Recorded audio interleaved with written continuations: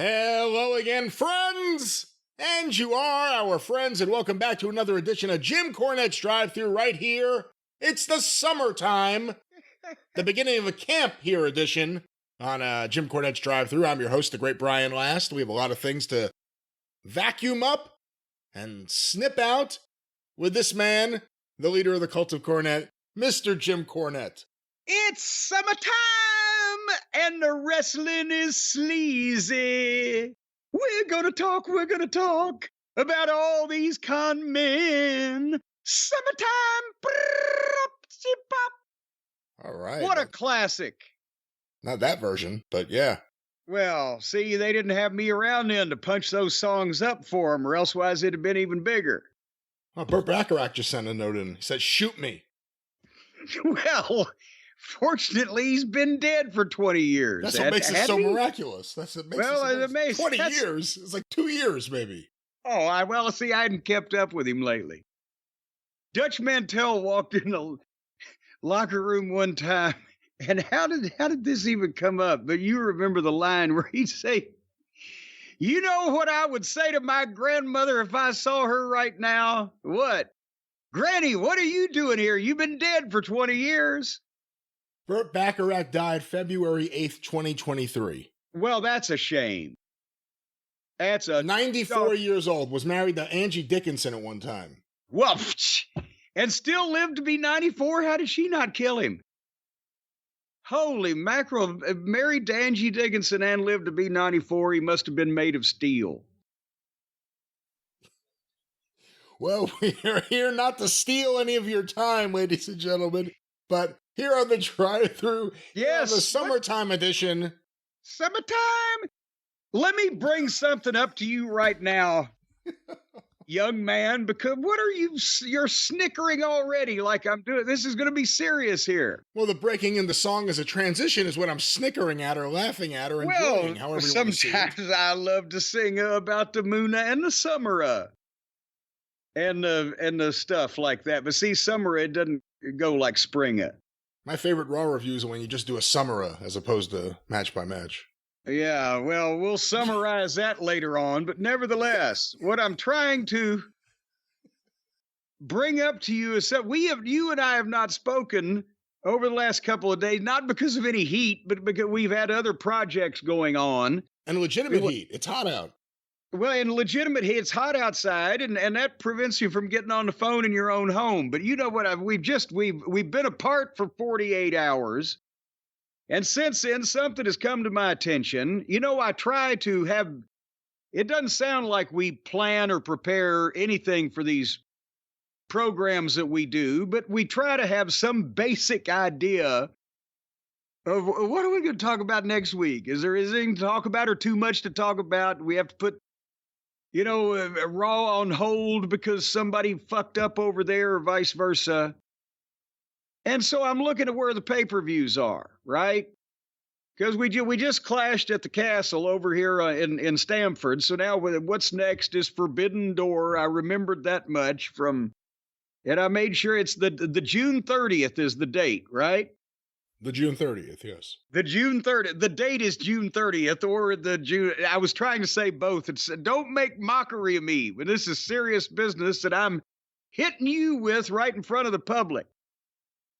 It's June 30th, and while I was looking at the date, making sure I was confirming the date, there are matches announced on the internet for the Forbidden Door. Have you seen the list of matches? Because we really can't follow anything, even by watching the weekly television, because nothing makes any sense, and it's just mind-numbing.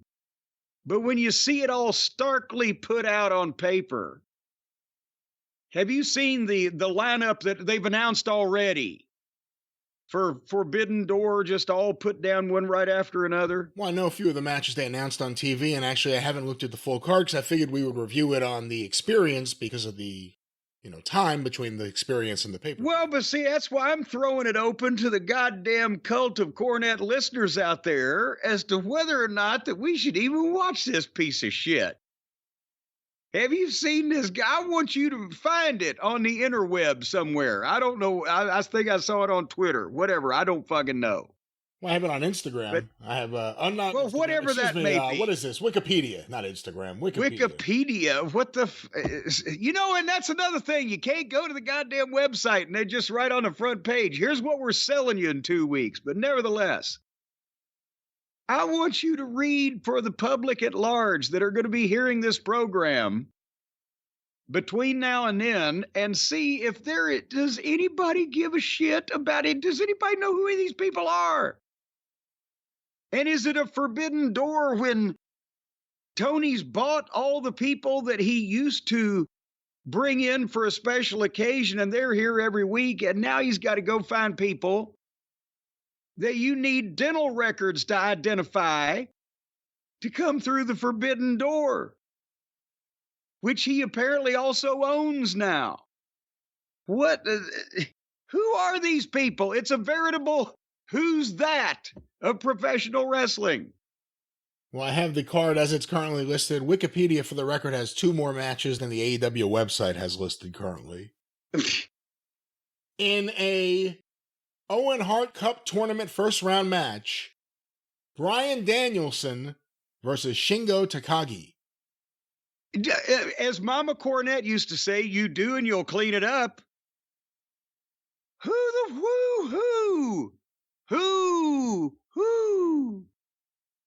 I sound like an owl. Instead of Owl Jolson, I'm Owl Cornette. Bryan Danielson versus... Has he been on television? Bryan Danielson? He's been on commentary. No. I mean the other... Shingo Takagi? Shingles Takagi. No, Shingo. He doesn't have shingles. Shingo. Like Papa Shingo, but not Shingo, Shango. But he's Shingo. Shingo Takagi. All right, Shingo or Shango. He's calling right now over my shoulder. I'll ignore that. The point is, has he even been on television? Have we heard this name before? I think we've seen some video features of him. But I mean, he hasn't. Who is he? He's Shingo. Is he someone? He's someone. Everybody's someone. Okay, how big of a somebody is he? How big of a somebody is a sumbitch? He's big enough of a someone that Danielson wants to wrestle him. That's the way to look at it. So it's pay-per-view, and Bryan Danielson is still one, and his last full-time year in the industry, as he said, he's against some guy from Japan that he wants to wrestle. Okay. See, you're making my case for me. That's why I'm leaving it. I want the people to chime in before and save maybe us 4 hours of our lives over whether anybody even gives a shit about what happens on this show. Well, the next match is one I am looking forward to because it's a big grudge match and it features my favorite or one of my favorite current wrestlers with my new favorite wrestler, MJF versus Hechicero. Hechicero may be my favorite luchador to ever appear on AEW TV for the promo ability, for just the generic luchador look. Just everything about the guy he's my favorite of any of the luchadors who has appeared. The only way that Hechicero would make any sense is if he had a stutter. What the fuck is Hechicero? And we just saw him for the first time last fucking night, right? Well, no, he's been in a few of the CMLL themed matches against the BCC, I think. So he's been the guy wearing the mask in the middle of the other 3 or 4 guys wearing the mask. Well, no, that we've never seen before. I think Volador Jr. wore no mask. Well, no, the one there, it was a 6-man, and there were 4 or 5 that had masks on, and 1 or 2 that didn't. No, it was an 8-man. Was it an 8? All right, then 7 and 1. I don't fucking know the math. But Hechicero, he has been gunning for MJF for like days. Have you ever heard that? Well, I do not speak Spanish. I will admit this flaw in my character. Do you or have any working knowledge of Spanish, or do you have anyone that could potentially translate what the fuck does Hechicero mean? Hechichero. Is that used to be a commercial jingle? Hechichero. Well, his full name is Ray Hechichero. That's not his birth name. That's the other name he wrestled as before someone like Vince McMahon shortened it. Get rid of the Ray. So he's just Hechichero now. And he's been wrestling since 2001. So he's a veteran. Hechichero's real name is not publicly known, as is often the case with masked wrestlers in Mexico, where their private lives are kept a secret. As is often the case with people who sleep in cardboard boxes under the overpass. He is billed as Ray Hechichero when making appearances outside CMLL, but there is no pretense that it is two different characters that he is playing. Hechichero is Spanish for wizard, and Ray Hechichero means Wizard King. Isn't that like a hat on a hat? Would a wizard be like the chief wizard to the king? Can you be both a king and a wizard? And I remember what it is too now. Chia, the chia pets, right? Chia. Right. This is Hechichero, not Hechichia. Well, but I was more concerned about what that fucking product was with the jingle, but... We're going to review Dynamite later. You saw what he looks like. You know who Hechichero is just from No, I didn't see what he looks like. He's wearing a mask. But you get an idea of what the mask is and everything. Does any of it scream wizard or Wizard King to you? No, I don't know what the fuck was going on. It was like miscellaneous, bad-looking or badass-looking, mean... why isn't he feuding with Jericho? Skull of Death? What? I don't know. Jericho calls himself a wizard. Why isn't he feuding with Jericho? If he's... Jericho dropped out of the Wizard Union when he became a tree.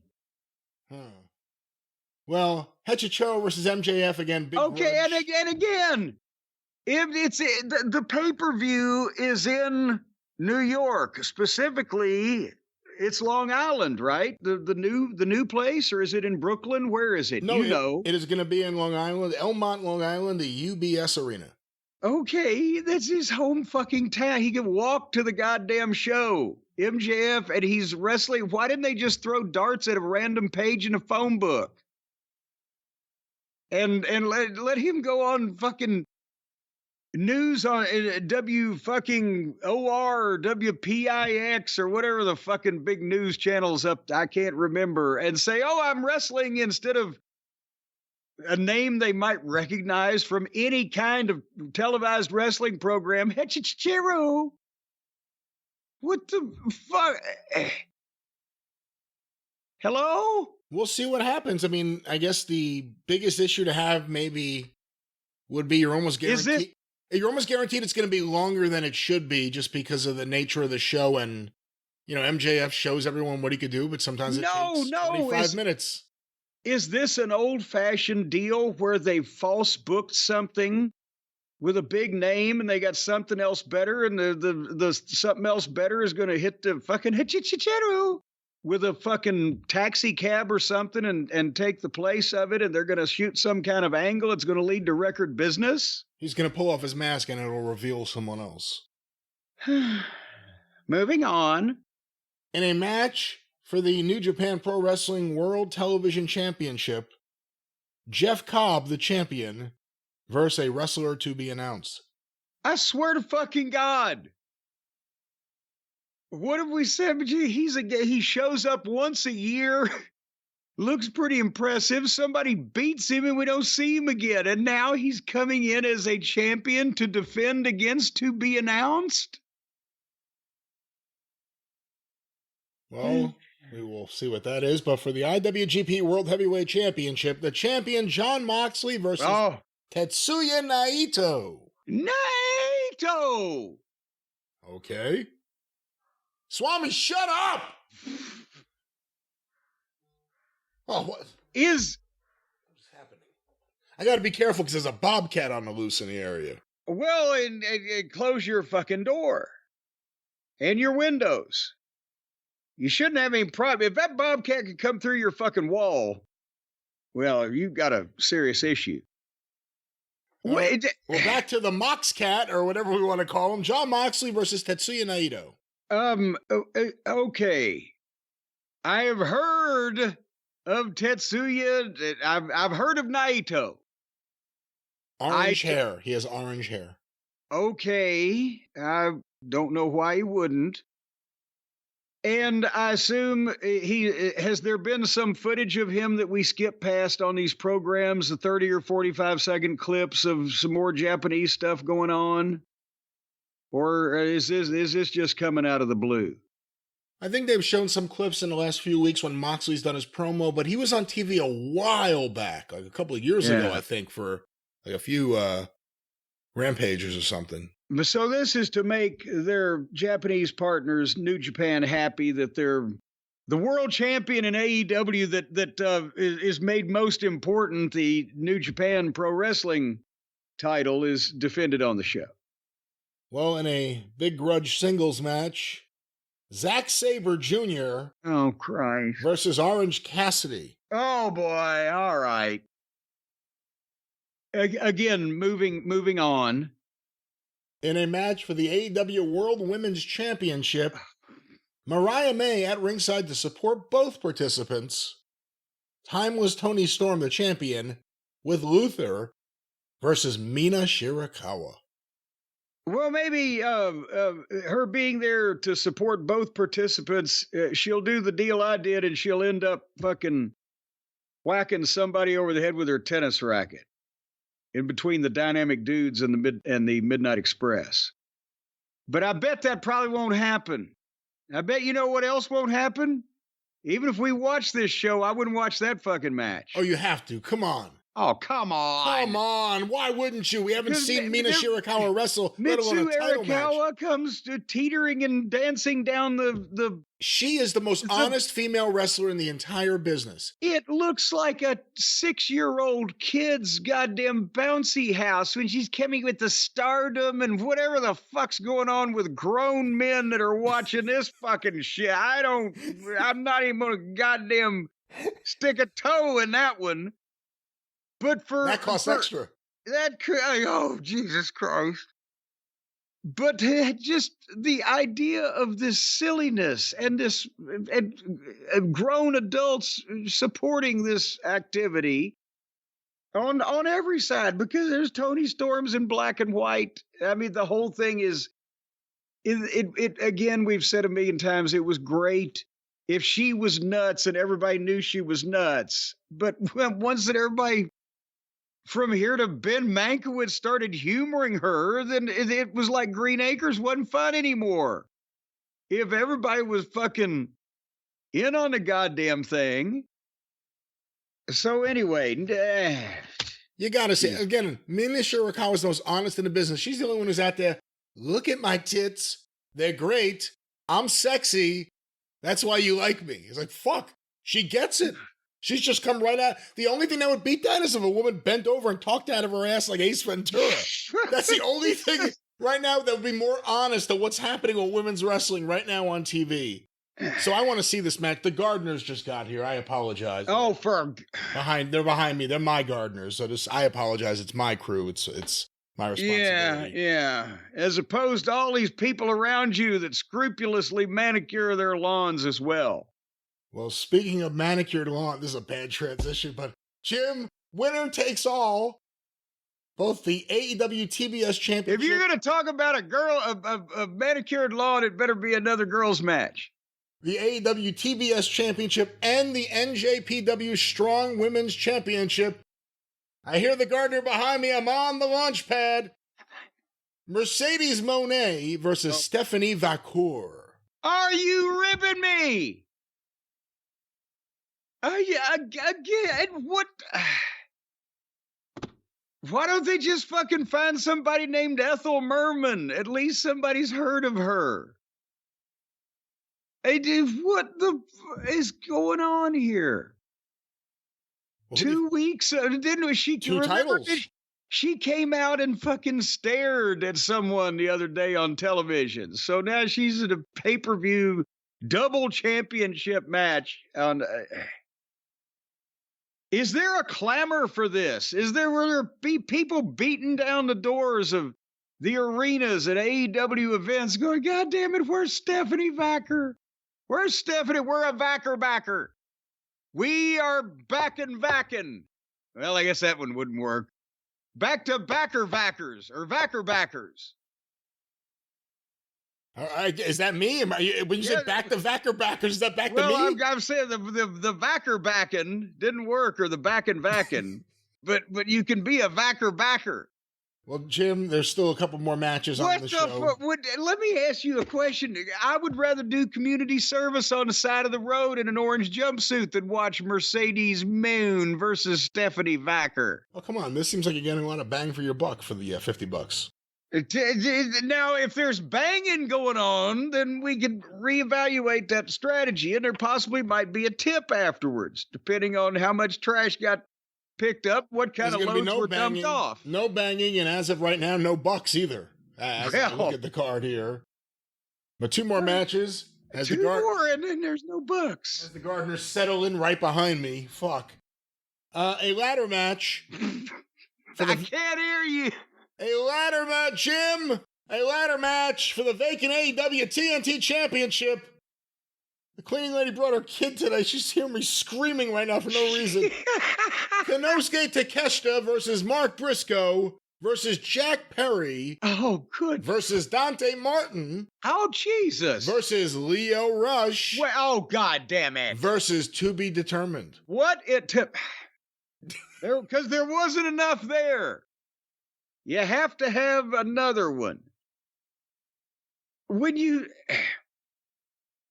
Now I can't remember the first fucking name, but Mark Briscoe and who were the first two? Konosuke Takeshita, Mark Briscoe, Jack Perry, Dante Martin, Leo Rush. Okay, well, hold on. Don't do the same goddamn thing again. Let's slow this thing down. It would have been good. You've got our boy Take. There's still hope for him, maybe, even though he came into a big splash and then they fucking dry gulched him and put him back somewhere, wherever the fuck he is every now and then. And Mark Briscoe, who it's criminal that is not being featured as a top babyface in this fucking talent-starved organization. That would be a pay-per-view match. Then they throw Jungle Jackoff in. Was he not in a 3-way some months back that he ruined because it would have been good if it was the other two, but he was in it and that made it shite? Okay, nevertheless. Yeah, the 3-way ruin was him, CM Punk, and Tony Khan. Well, that's true. But they should have waited and made it a 5 or 6-way when a few more people came to back them up. But nevertheless, then what was the next name? The next name was Dante Martin. Okay, I remember him. He was there for a while, then I think he fucked himself up doing some of that bullshit and was hospitalized and out for however long, and then he came back, and then they went somewhere else. And have they been on Dynamite lately? Well, he came back and he was with his brother again, who had been out on an injury, and now he's wrestling with other people again, as he did on Dynamite, and as he's going to do here on the pay-per-view. Is his brother hurt again?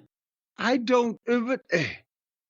And they got no tag teams, but they just put this guy in okay, the next name. One of my favorites, Leo Rush. Jesus Christ, this guy's right here.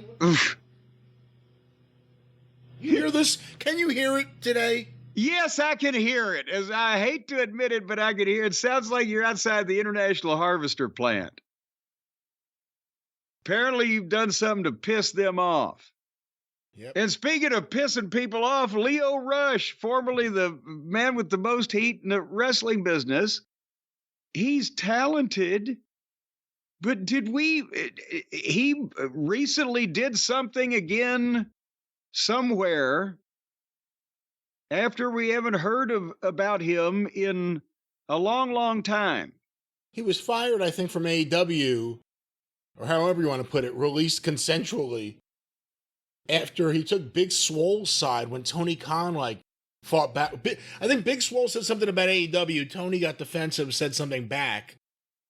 That was honest about how he had been supporting her on the roster, even though she didn't, get any better or anything. Stuff that we had said. Well, and then that's right. And then he chimed in, with an opposing viewpoint. It was like, oh no, hell no. This is not acceptable. It was right away like Tony had to answer to him, and Tony did by firing him. But every time, that was in the middle of a great run where he would appear on TV for like a few weeks, a few months, be really entertaining, and then disappear. Just gone.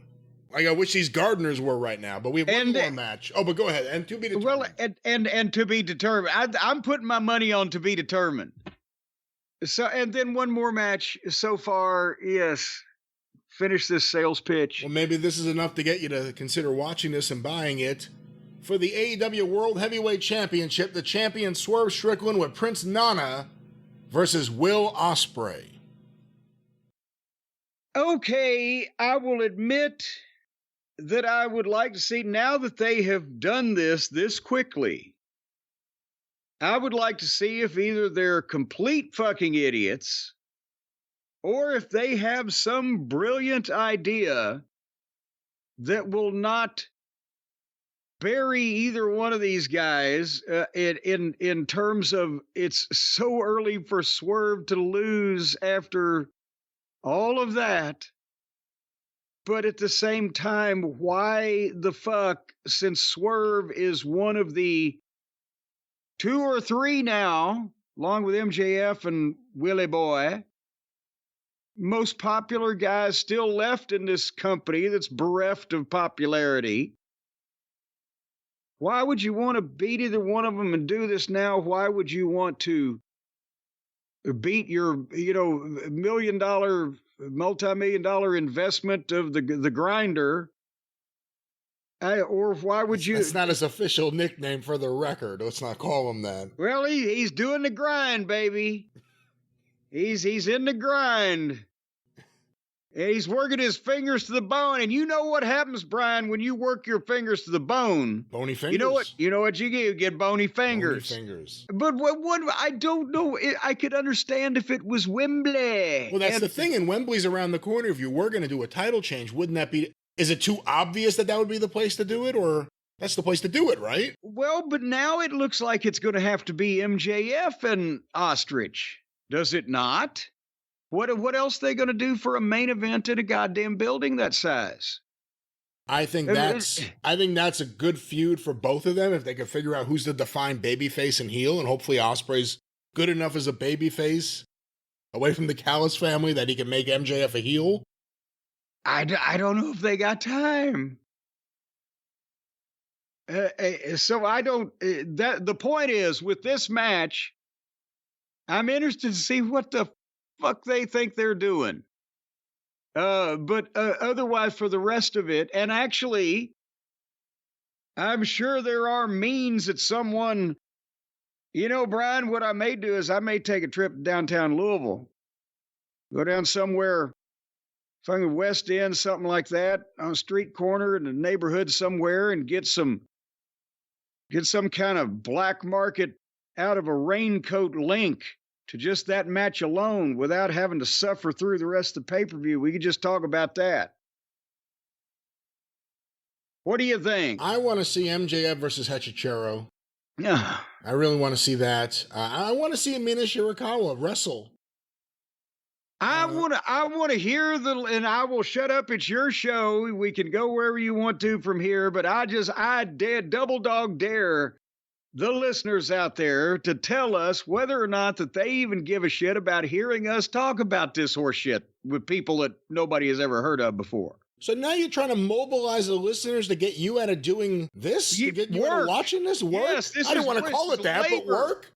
This is labor. I will come and do yard work in this heat and at someone's yard instead of watching this and numbing my mind and making my spleen turn green and my liver quiver, having to watch these nobodies doing nothing over and over again. It's the Forbidden Door, and it'll be wide open June 30th. I'm bringing a deadbolt, a schlog. You got any of those schlog locks? Those bad boys, they ain't easy to jimmy. I don't know what you're talking about, so it's a wonderful time to move forward. The schlogs, the schlog locks. A schlog lock? What the fuck is that? SCHLAGE, the schlogs. Boy, they got locks and they got keys to go in them locks. Oh, I didn't realize that's the name of it. Yeah, I know. Yes, the schlag locks. It sounded like you were talking about like a lock for your dick. I didn't know what the hell you were talking about. No, what the fuck? No, you can't get those at Schlag. You got to go to fucking Adam and Eve for those. I thought you were calling your dick the schlag, and it was a schlag lock. No, I said Schlag, not Schlong. That's completely different. I could use a wizard right now. Your mind is in the gutter. All you're concentrating on meat whistles and tube steak. Well, you know what? That's a very good transition, Jim, because a lot of the AEW fans, we assume, based on vision, based on what we hear and certainly what we see, there's a good portion that maybe don't bathe, or maybe come on, maybe now. They're busy, maybe they don't have time to clean up, maybe they're on the go, they're on the run, they don't know what to do about their sweat or to stop sweat, or they smell. What do they do? And finally, we're doing a service to the AEW fans as well as other people, just like we do to the wrestlers, with our new friends, Mando. Oh, come on now. I think that you've gone a little hard on them, because I think it's more like the people in the locker room over there that need these products from our friends at Mando's, because after they're in close quarters and they're perspiring and sweating and spitting about, and that can create some level of fungus growing and some type of odoriferousness coming from same. It's a mildew effect. It's living organisms, really, that are stinking on you, that are growing in your nether regions. And they've got now, with the space age clinical formulations that our friends at Mando's provide, you can take care of all this stuff. I'm just learning about this, right? Because they're our new friends. There are new friends at shopmando, MANDO.com. If y'all can do two things at the same time while I'm talking about them, you can look them up. Use the code JCE if you just immediately purchase these items. But we didn't know about this, you and I, until they were recently brought to our attention. And we want to tell the listeners also, because this is deodorant to use wherever the fuck you want. Pits, packages, belly buttons, butt cracks, stinky crevices, stomach folds, and feet. And these products were created by a doctor, Dr. Bernard Schwartz. That is not who created this. Don't say that. Well, I'm telling you, it's the same kind of thing as the Monsel's powder. It just... Listen to what the whole body deodorant that they feature, that's powerful enough for the toughest body odor, but gentle enough to use everywhere. You can even put this on the knob and the stirrer and the balls and the whole 9 yards. But it's aluminum free, baking soda free. That means you cannot bake with these items. Yeah, is that a big thing? I never heard that before, baking soda free. Well, yeah, because you could clog up your goddamn orifices and crotch down there, and it grows. Baking soda grows. Well, think about this now. The baking soda attracts the moisture that grows the spores that launch the organisms that cause you to stink like a goddamn man eating Fremunda cheese in a septic tank of a slaughterhouse. So you don't want the baking soda. And that's also the whole body deodorant that I have right here in my hand, cruelty-free. As soon as you put this on, you will become incapable of being cruel. You will be a timid, meek little thing that doesn't want to say boo to a goose as soon as you put them, because of the clinical formulation absorbed in your armpits and packages and feet and thereabouts. Does it specify in the package who they're not being cruel to? No, it just says right here, cruelty-free. So I assume that this eliminates cruelty. So we got to spread this shit around. And also, it's dye-free. I thought for a minute that meant we were going to live forever, but it's DYE rather than DIE. So this will not turn any part of your body that you use it any colors. And also, it's vegan. So if you follow a vegan diet, this stuff in a pinch is consumable. And No, whoa. What? Let me just jump in. I don't think that's how it works. well, it says it's vegan. You would be allowed this if you're a vegan, right? I think that means these products honor the way of the vegan, The way of as opposed to their, edible, like vegan food, for instance. So these are just honoring the vegan code in spirit, in solidarity with the vegan people who have been persecuted for so many years since they left their homeland. The protocol of the vegan. Over there in Strawberry Fields. Forever. And they're clinically proven to control odor better than a shower with soap alone. Listen to this now. 12 hours after a shower, do you know what the average man's grundle odor level was? Grundle? Yes, do you realize what a grundle smells like? I have no idea what's going on over there right now. No. Especially one that is out in the wild and has not been domesticated. Those things, that's why they named the odor scale after them. Those grundles. I'm telling you, they are foul-smelling creatures, and that's why they named the average man's grundle odor level was a 5 out of 10, 12 hours after a shower. But with using Mando, the average grundle odor level is a 0 out of 10. Let me explain to you what I did to try this stuff out about getting rid of odors. What I did was I just applied you got the Mandos, the deodorant wipes, you got the whole body deodorant stick for pits, packages, and feet.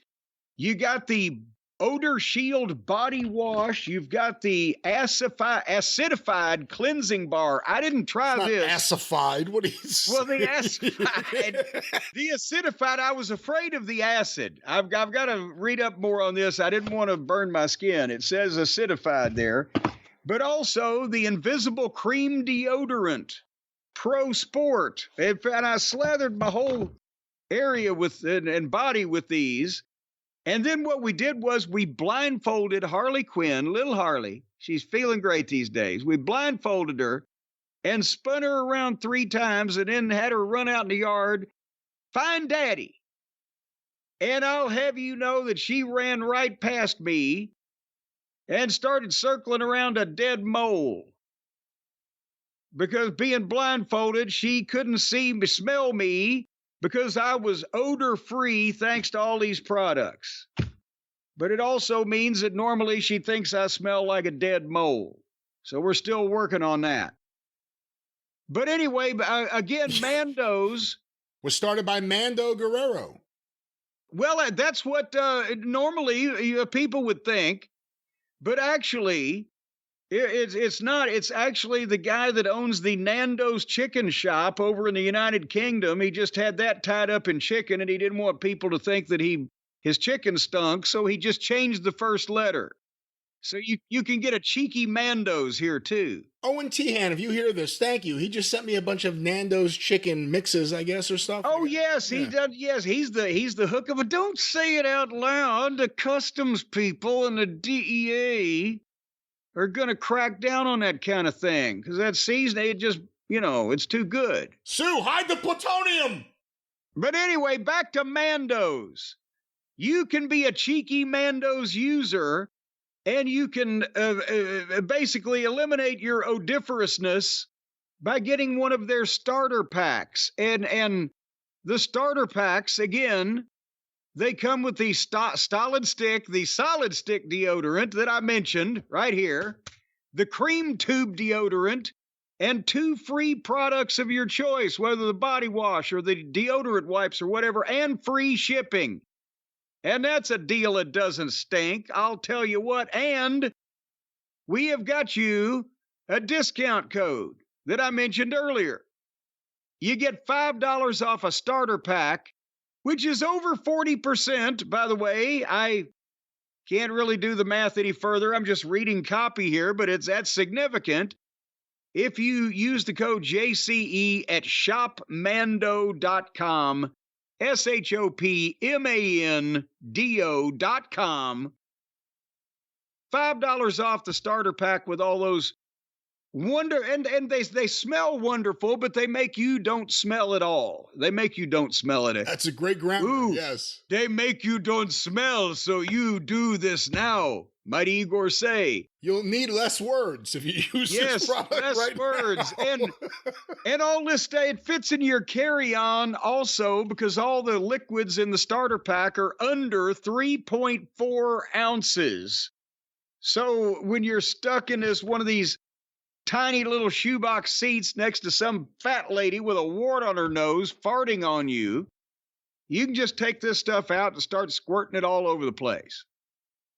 And they can't do anything about it because it's under 3.4 ounces. Well, again, I'm not encouraging, we are not encouraging anyone to do that, but we encourage you. And most of these products cannot be set on fire if you hold them to open flame. Let's not try that. Let's just take you at their word or whatever's happening here. Let's not start any fires. I'm saying let's not start any fires or encourage anyone else to. Well, we didn't start the fire. You did. You started it by talking about it. It's always been burning since the world was turning. But right now, folks, you cannot stink. And boy, we need a lot more people that don't stink. ShopMando.com.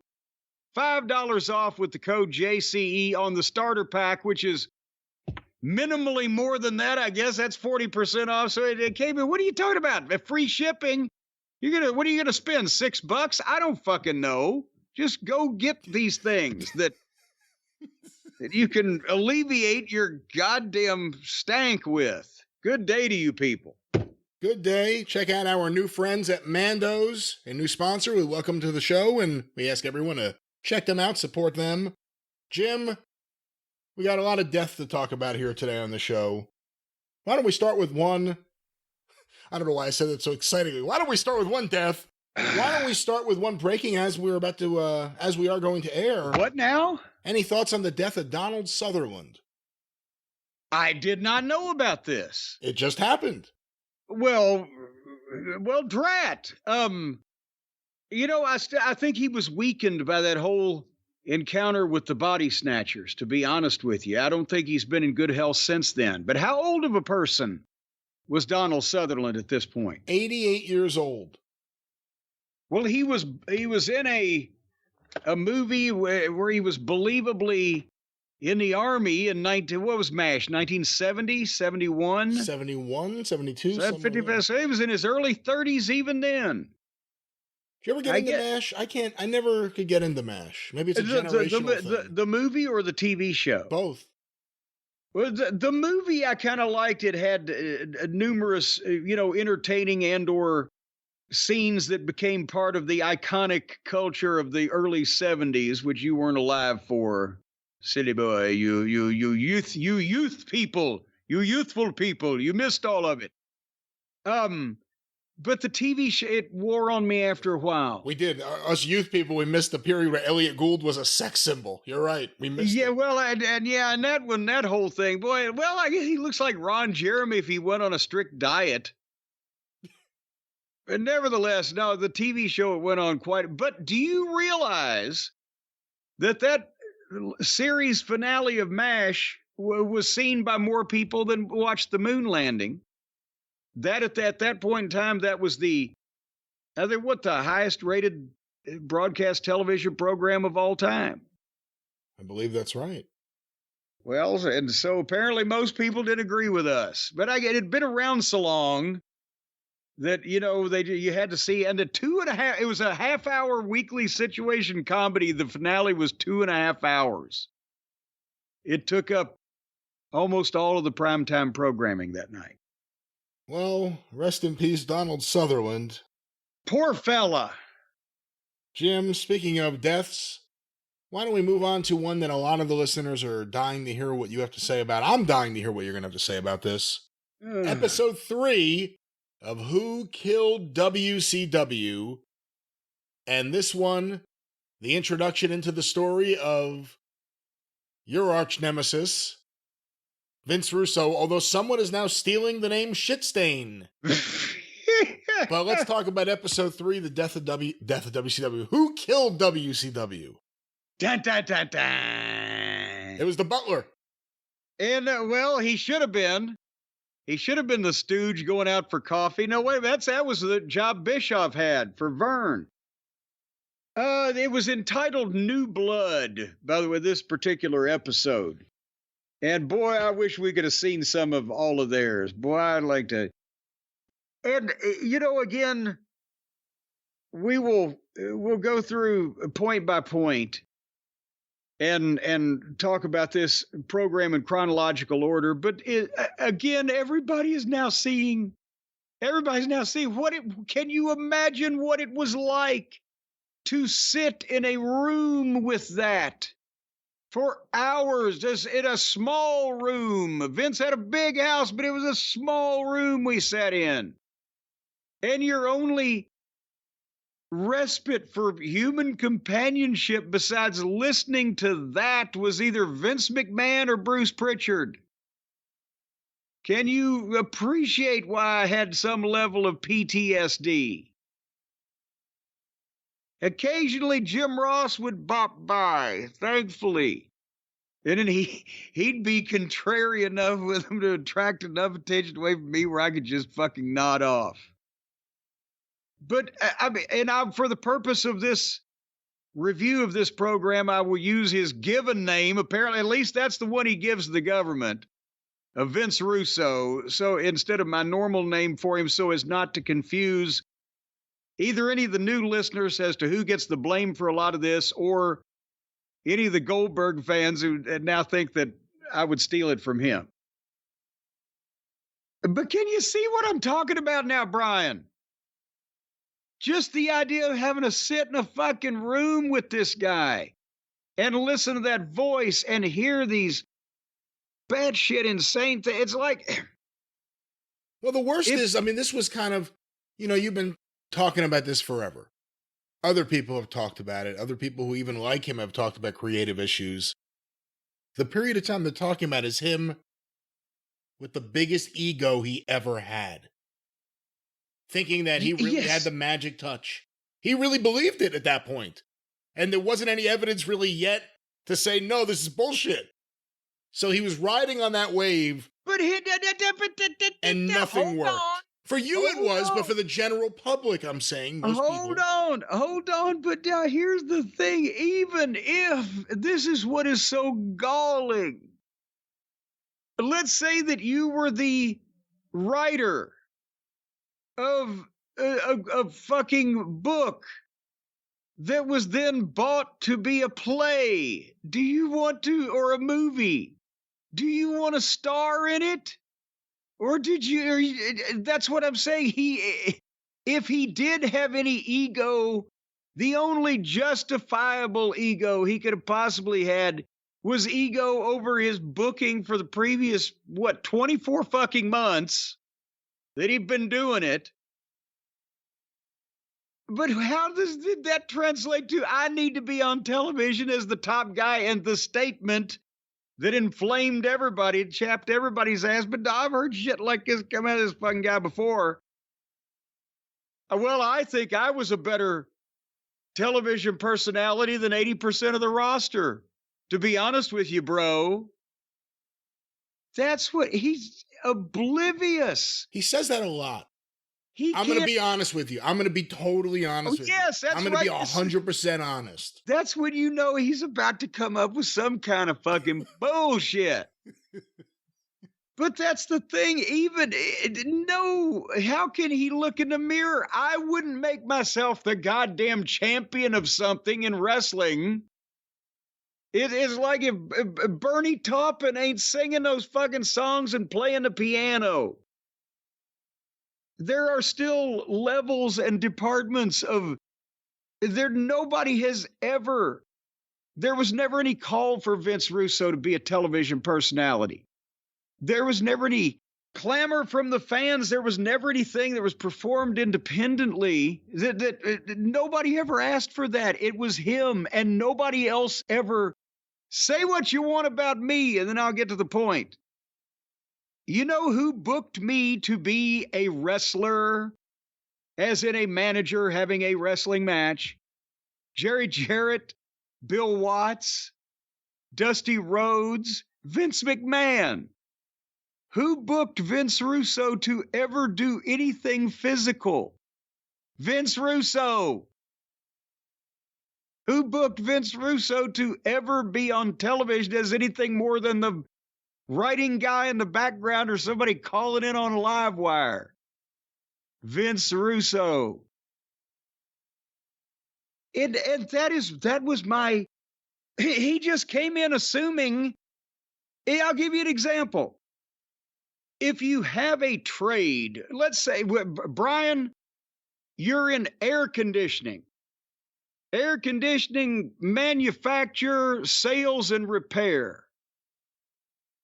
And you've gone to school for some level of the repair, or you have had multiple levels of experience in the sales, or you know how the shit is built and you run the warehouse or whatever the fuck. And here comes, underneath the boss at the highest level, this fucking guy who has used air conditioning before. He's turned a fucking thermostat up and down, but he's never fixed one. He's never built one. He don't know how they're made. And he's never worked in the fucking warehouse where they get made or the manufacturing place. But he's got some great ideas about what air conditioning ought to do. And he doesn't even know the words that the air conditioning people use to describe their various air conditioning goods and services. And then he writes himself into the script where he is the air conditioner. And yeah, then he becomes the fucking air conditioner and he's blowing. No, it's hot air, though. He's blowing the hot air. But that's what it was. It's a fuck. And when you try to teach him, well, here's how you fix them. I don't care. My job is just to make air conditioning cool, bro. So anyway, let's talk about the show. I got to turn the light on. It's so hot outside. I have my drapes closed to prevent sunburn.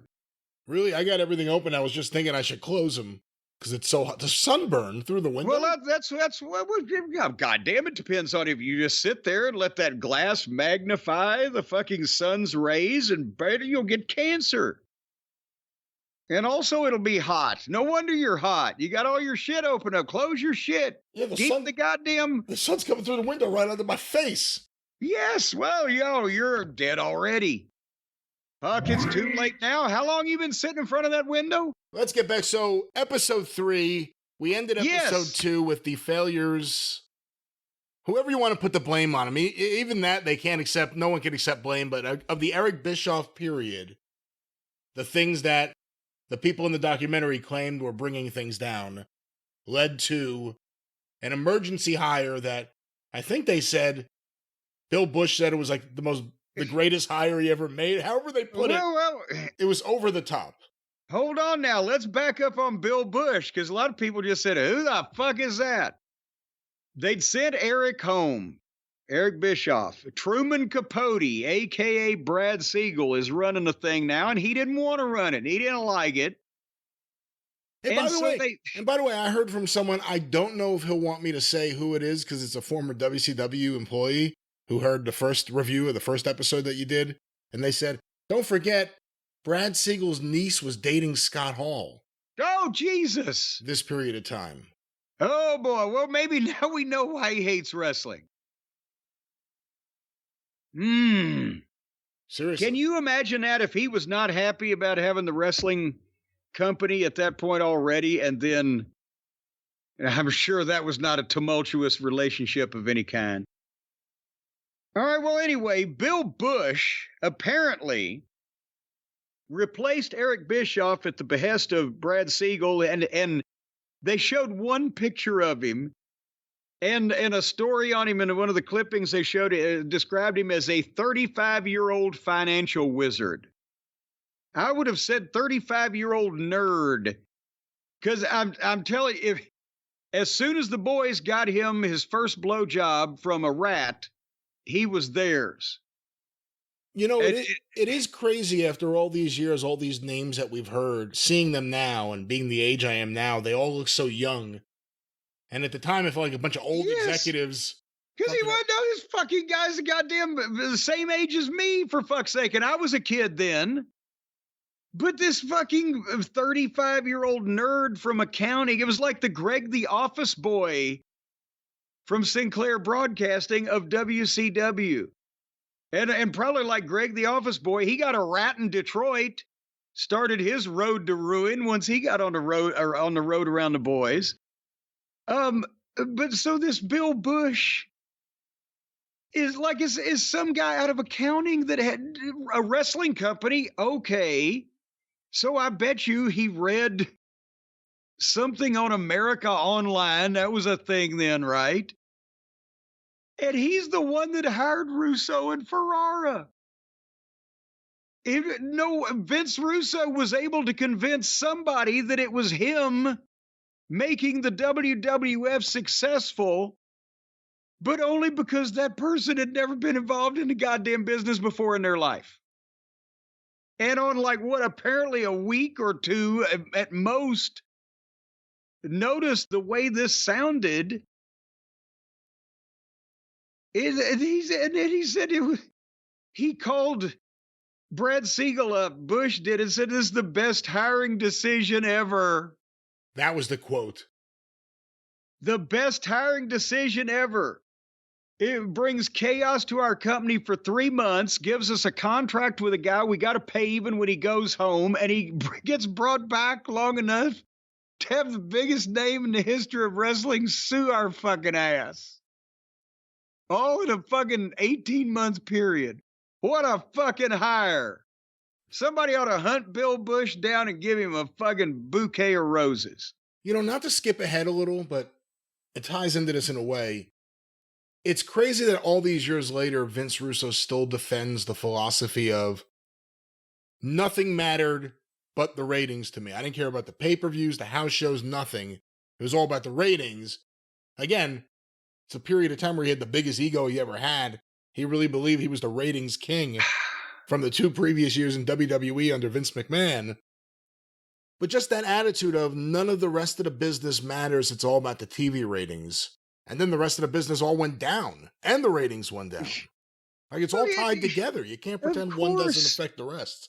And also, I know this is a word that's foreign to Russo, but the integrity of your business. And I'm not talking about sponsoring Boy Scouts. I'm talking about having some type of logic, if you don't want to use the word credibility, or logic, or integrity, or universe that you've built where some things can happen and some can't, and some would be stupid.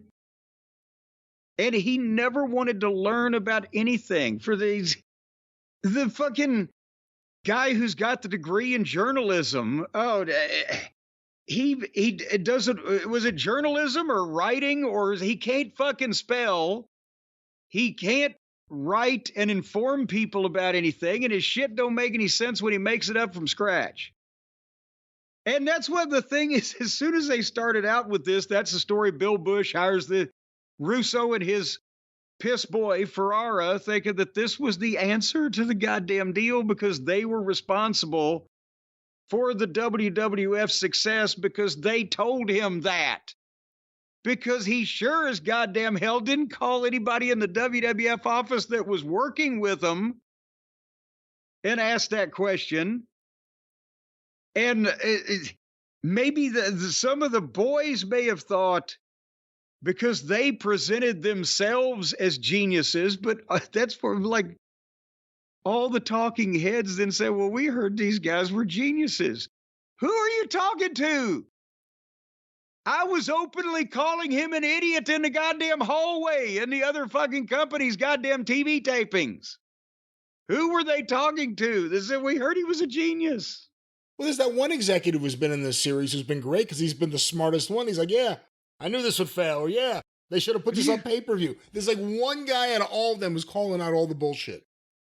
And why does Vince Russo now look like if Grizzly Adams joined the Insane Clown Posse? What is has he got to change his gimmick all the time? He's always a gimmick. He's a gimmick, bro. So this is the thing. At first, Russo's explaining, who he is. Vince called him in the office and, we got to have you write SmackDown. We don't care about your children. No, we're so inhumane, blah, blah, blah, whatever the fuck. And Russo say, I love the opportunity. I got to work with Ed Ferrara, was a bona fide TV writer.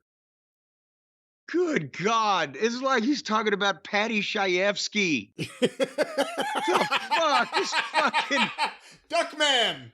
This fucking guy wrote Duckman. A duck could write Duckman. He's a blithering simpleton too. Patty Chayefsky. And he said that fucking Russo that he was influenced by WCW, and what killed WCW in part was the good stuff, random chaos for no reason. That's his shit. And he again talked about the Springer shit, like that's good, and you're supposed to construct shit around this fucking nuttiness. And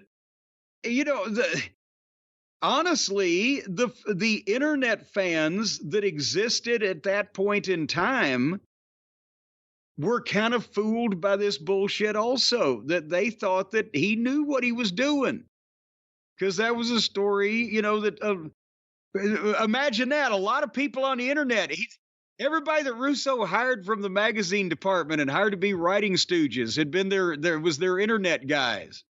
Who's putting out on the internet? Nobody knew who the fucking writers were until suddenly along comes Vince Russo. I was the top heel manager in 1996 and on the creative team, and never fucking publicly commented on that fact. And what, a year and a half later, oh, golly, Vince Russo's been added to the writing team. Who's putting that news out? Anyway. Well, the other thing, too, is, again, in the moment, and I remember when it all happened, when word got around that Vince Russo was on the writing team or had taken over or was the head writer, is right when the look of everything changed for Raw.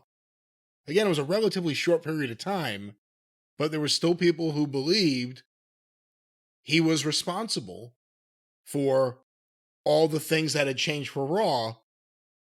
And then, Raw just kept going the way it was. Well, again, yes, but you also had Vince McMahon, as we've mentioned, saying, okay, yeah, we'll do this, but we'll do it a little different way. Or then he would get in a room with Steve Austin and Undertaker and they'd work things out. Or you had the network quality production studio going, okay, well, you want the edginess? Well, here, let's do new graphics. And you had Jim Ross and Jerry Lawler, the announcers, that were quick and could fucking impart all this shit.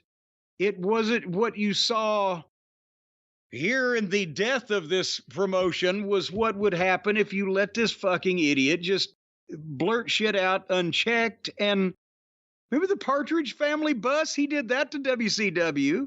Oh, Mike Awesome, that 70s guy. Yeah, but no, he called the goddamn producer of the television program up on Friday afternoon and said, yeah, Monday night in Boston, we need a Partridge Family bus. See, that's the shit where it all went to his head. It was just pick up the phone and ask for something wacky. It'll work as we get ratings. But there were no ratings. The ratings started going down, down, down. Well, and then he says things like, if you look at the ratings, it shows, I was successful, but you look at the ratings and it shows the opposite of what he says it shows. Yes, because he said these things, but when people check, they go, nah. They kind of, the executives said they kind of went up a little the first 3 months, and then later on, so, and it wasn't advertiser friendly. Because again, he kept talking about getting bro. People who don't watch wrestling don't want to watch wrestling. It's amazing. He kept getting people who don't want to watch. What are they going to do to golf to get me to watch golf? They're going to fuck golf up for the people who watch golf. Because that's the only way. And Kevin Sullivan said, this is not WCW. This was a comedy act. And Booker T said he was entertaining himself. And Bret Hart said he was just another idiot. And then Goldberg chimed in with, he's a shit stain. Didn't know you were a member of the cult, Bill, but welcome to it. And that's when, again, started to say Don Pruitt. He was an outlaw promoter here in the 70s. Neil Pruitt explained that Vince McMahon had this lunatic under control, and he polished his turds. But there was no control, so there was no polish. And this was the unfiltered shit and they were showing the B-roll of all of this ridiculous bullshit. It was like you had just thrown a bunch of wrestlers out on the Jerry Springer show. No wonder. And then, again, he hasn't got it after 25 years. Well, J.J. Dillon and Kevin Sullivan were having sidebars, and when I'd look at them, they were like, what the fuck are we going to do about this fucking guy over here and what he's doing to this company? Well, beyond that, these two guys who have known each other for close to 30 years are talking to each other? That's a problem? Well, imagine that. But anyway, that's so then Bill Bush, and I can see this fucking slope-chinned nerd laying the law down or putting his foot down. He tells Vince Russo, well, we're going to go to a committee so that somebody can fucking basically unsaid filter you out, you fucking effluvia-speaking fucking moron. It was the nicest way of saying we've made a mistake. Yes, we've made a terrible mistake, and we need people around you to stop you from fucking putting us out of business. And, of course, then Russo, instead of being somewhat taken aback or chastised by his poor performance and people think he needs to be replaced, he said, well, I got a contract, now I'm going home, and you got to pay me. And they were that stupid, they fell for his shit at the start to give him a contract, or even if they said, well, you suck, and we don't want you to do this way anymore. Well, good, I'll go home and you can pay me for doing nothing. What idiots. So he goes home, and Sullivan takes over as booker and tries to fix it. But the Benoit group pitches a fit and goes to the WWF, and in this program, the reason why that they left was not told. It was like Russo said, they were mad that I wasn't there anymore. It wasn't actually fucking it. Yeah, I never heard that as the reason. Chris Benoit's heat with Kevin Sullivan because Vince Russo's not the booker. Well, that's the way that, and honestly, the program glaringly made you believe that because he said it and nobody contradicted it. So that is one thing that we need to, hold on, we need to shoot down some rumors. Wait a minute. Metaphorically speaking, folks. Metaphorically speaking, no, Benoit was not about to fucking be booked by Kevin Sullivan after, and you can look up on the YouTube channels, folks, but we've discussed it before, but the issues with Nancy and Malenko, Eddie, and Saturn were in solidarity with Benoit is why they left. It wasn't because Vince Russo was not there. So anyway, but now here, think about this. Brian, we talked about, and the clip is out there on the official Jim Cornette YouTube channel, the first death of WCW under Jim Herd, the major domo of that whole thing. In 1989, Kevin Sullivan and a committee take over from 3 rotten months of George Scott, and it kept getting worse because it doesn't just stop getting worse the day that you change bookers, right? That doesn't happen. And there was 3 months of the committee, and then Flair had 6 months with Kevin Sullivan and myself, and it did get better with his 6 months. And then 10 years later in 1999, Kevin Sullivan and a committee take over from 3 rotten months of Russo. And the same thing, except they didn't even wait 2 or 3 weeks. They said, oh, now we got to bring Bischoff back. And what the fuck? And so they're not smart enough to realize this is history repeating itself again. Yes, you made the wrong decision both times, George Scott and Vince Russo, in a booker. But at the same point, you don't then give somebody else. It takes a couple months to clean up the previous administration's mess before you even begin to make a difference. And then they change again. So it almost like that's doomed to failure as well. And so Kevin is a booker for a while, blah. And then they bring Bischoff back and they want him to work with Russo.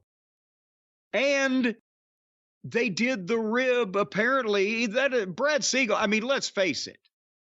You can tell from looking at Brad Siegel that if you took his testicles and you fucking threw them into a fucking drinking straw, it would look like 2 kernels of corn rolling into a storm drain.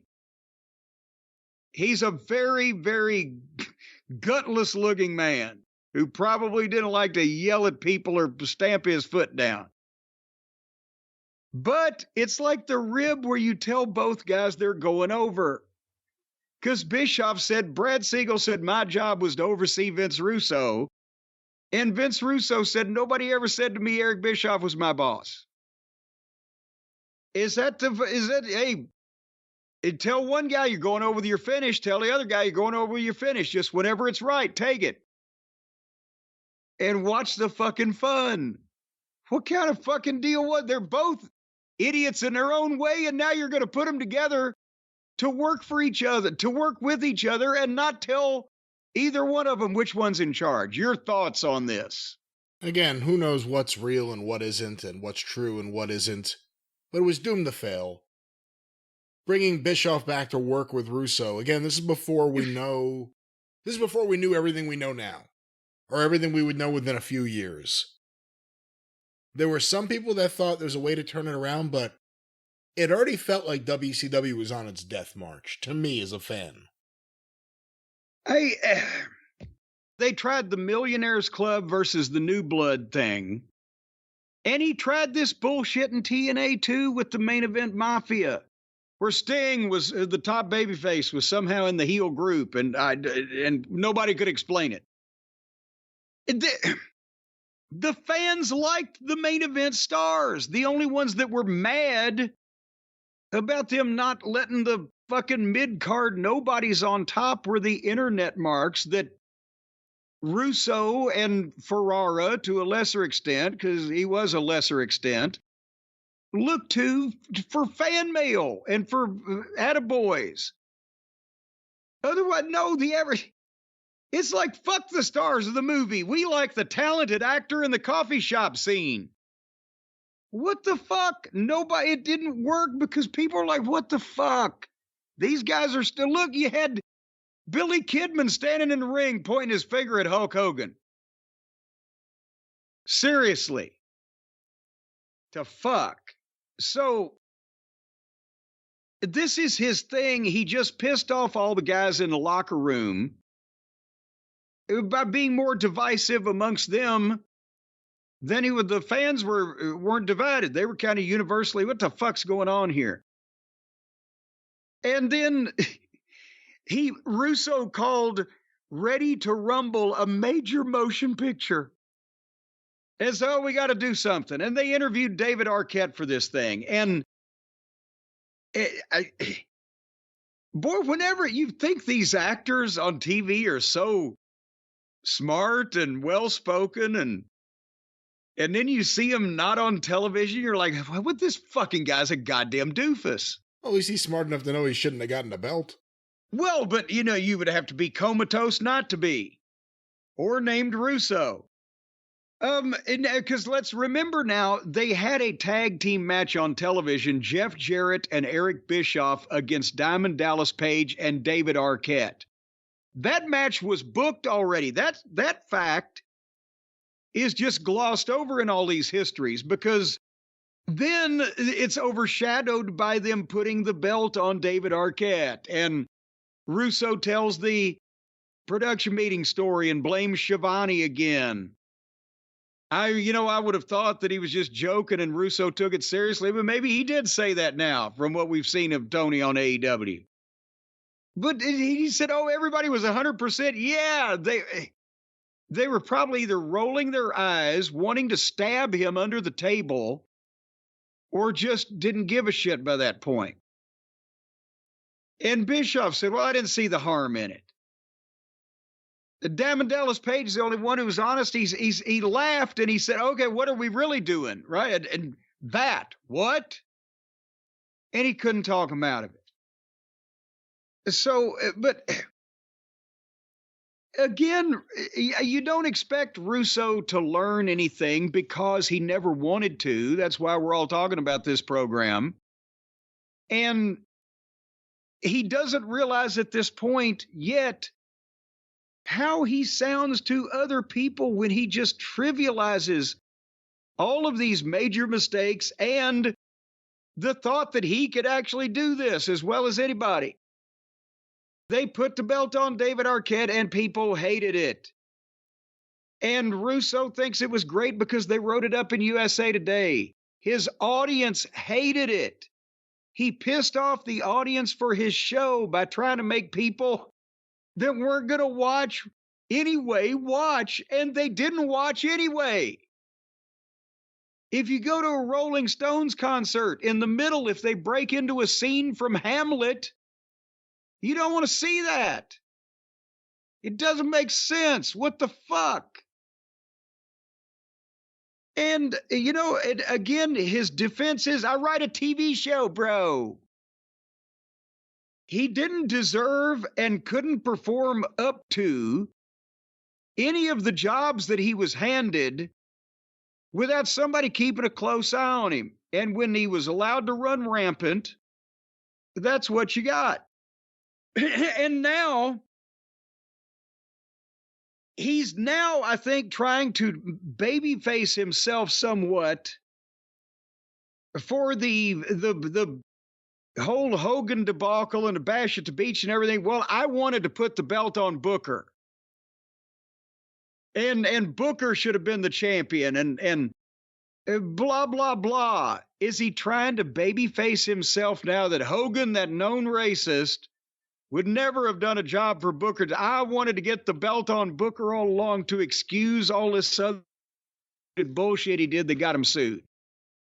Is this the feeling you're getting now? I don't know, but that was the interesting thing, that conversation Arquette talked about having in the locker room where he has the belt and he goes, oh, this is great. How many times have you done this, Booker? And Booker's like, well, I've never won the world title. Yeah. Well, and that's another, you would think an actor would be a little smarter than that too if he's in the middle of a goddamn wrestling show, just having won the world title. But anyway, so Hogan didn't want to work with Russo. Russo saying that Bischoff was treating him as if I was below him, which Bischoff had every right to believe that he was. And again, this guy, he doesn't understand it. He went and whined to Brad Siegel about Bischoff, which is what he always does. He goes and whines to whoever he can about somebody else. Meh. And Siegel tells Russo he's the head of creative. But Bischoff and Hogan is, well, we don't give a shit because Hogan's got creative control and bash at the beach. And this thing has been fucking covered. And everybody was out for themselves. And Russo pitched a tantrum in the ring and got them all sued. And Russo speaking to, or having the boys speak to, only the smart fans that everybody knows what's going on, is what killed every business that he's been involved with since the WWF. Because Vince wouldn't let you just talk to the people that were already smart and knew everything. He demanded that you at least let them all in on it. That's you can't deny that Vince McMahon, he went the other way. He assumed that no wrestling fan had ever seen anything except his shit. But at least if you watched his program, if you were supposed to know what's going on, you knew. And honestly, after Russo got finished, how long was the WWF was the slump that he was in, or that they were in after he was done there? And then it's because what can you follow that shit with? And so anyway, Bischoff blisters Russo. Bischoff and Hogan are done. They're going to sue. Russo's story is he was in the position to do the right thing, making Booker champion. Now he's Russo and Medgar Evers right up there. He's a civil rights icon, ladies and gentlemen. And then WCW gets 3 months of Vince Russo with nobody to control him. And he put himself on television as a heel, cutting promos with a baseball bat, beating people up, doing physical angles. Didn't he beat Ric Flair once? Shaved his head. See, I didn't watch any of this. And I saw these highlights and I'm like, oh my fucking God. He made George Goulas look like Lex Luger. What a physique. What a moron. What an imbecile. And that's where he said, bro, I'll be 1,000% honest.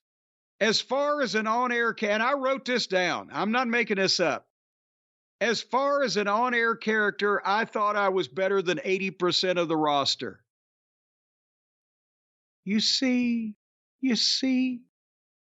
he believes this.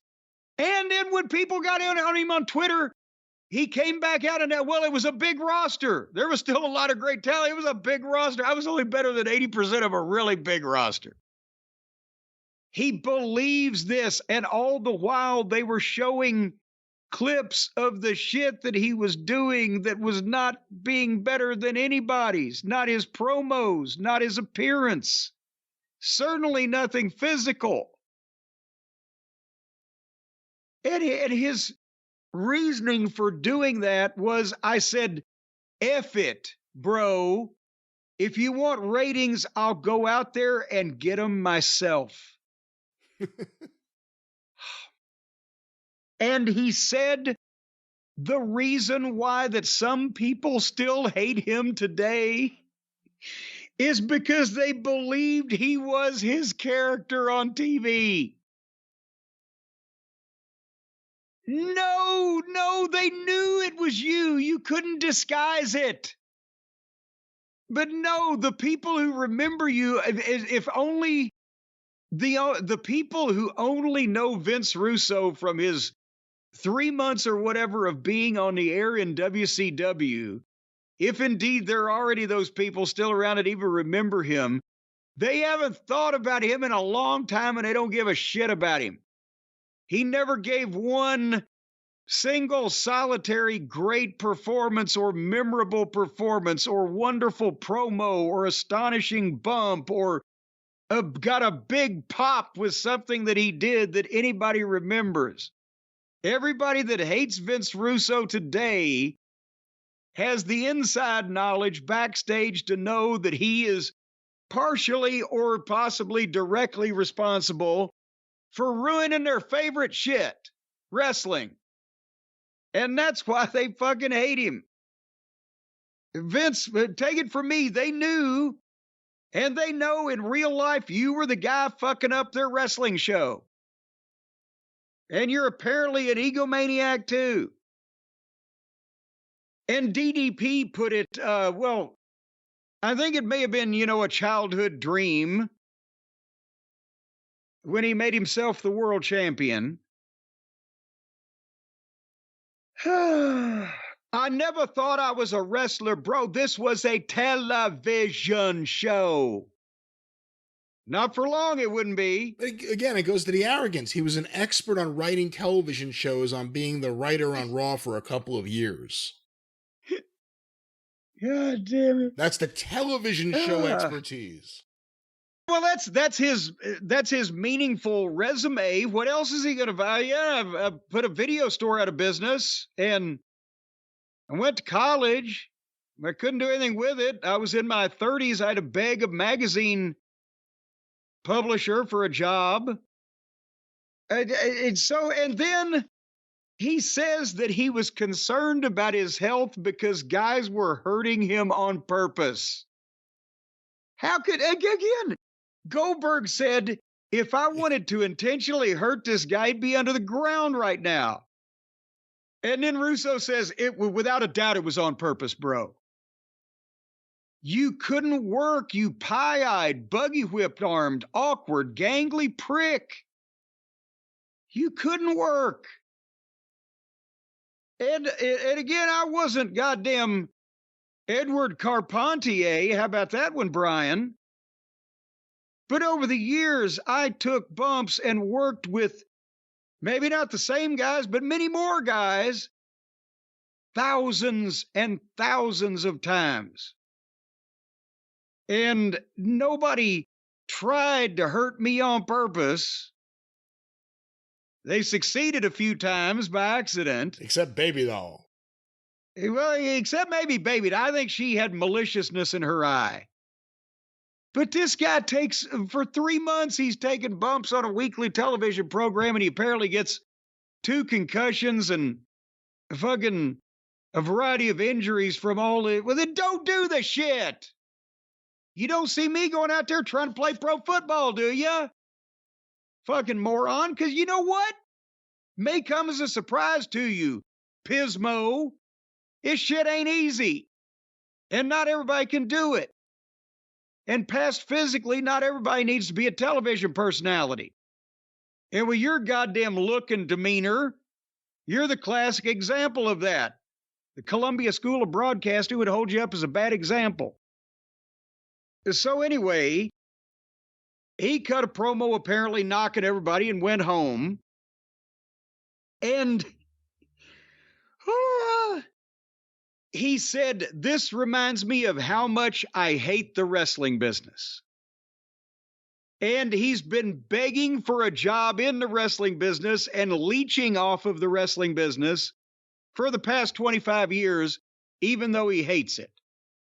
Brian, wouldn't you think, college graduate? Wouldn't you just go and get another responsible job away from all these horrible people? I think part of the problem is he may not know how to get a job. Remember, the last thing we saw was him on Twitter like, Tony Khan, you're an idiot. Your show sucks. Call me, bro. I'm available. Do you think he goes into the goddamn office building and tells the manager, hey, you're a fucking moron, but I'll come in here and straighten you out, and you'll sell more typewriters than ever before? I don't know about typewriters. Vince Russo knows television, not typewriting. Well, and he knows television because he's watched it since he was a small child. He got a job in somewhere around 1994 with a company that produced television, writing for their magazine. He spent approximately 2 to 2.5 years on their creative team working in that particular field, and then is claimed to be an expert, despite all goddamn evidence to the contrary, for the last 25 years. So, but if I hated it as bad, I hate today's wrestling business, but not the wrestling business. And I had 35 successful years in it, 40 if you count the photography, and I didn't need to find something else to do. But Vince Russo had 2 years and change, and then a gimme job from TNA because he was able to con Dixie, but he still had 15 years to do something else, to get out of a business he hated. Because here was his quote, the damage emotionally that this business did to me. You fucking gutless pussy. Spend a week on the road in Mid-South Wrestling if you want some fucking emotional damage. Mother, you will be emotionally fucking scarred, I guarantee you.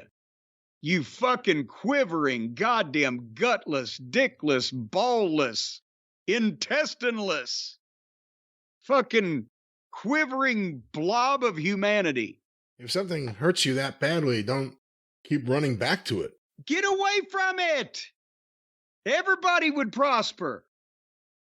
But he thought anybody could do this shit. He found out different, and he can't admit it to this very day. But and I'm sorry, much the same as I don't mean to look down my nose at people. But, and I'm not saying that Eric Bischoff might not be an expert in wildlife in Wyoming. And we know that Russo's got the college degree from Southern Indiana or wherever. He went to college in Evansville. So draw your own conclusions. I'm neither a college person nor a Wyoming expert. But while both of them were in their early 30s, needing a job, having failed at a couple of other apparently aspects of their life, and Bischoff was trying to sell Ninja Star Wars on TV infomercials, and Russo was closing down a video store. At the same time in my life, I had already been continuously employed in the wrestling profession since I was 14 years old. I had main evented the Superdome, Starrcade, and WrestleMania and grossed over $1 million in my chosen profession in 80s and early 90s money. So I tended not to take either one of their goddamn contributions, all particularly that seriously, over a long period of time in the wrestling business. And I've been somewhat proven right. Bischoff's a hell of a television performer.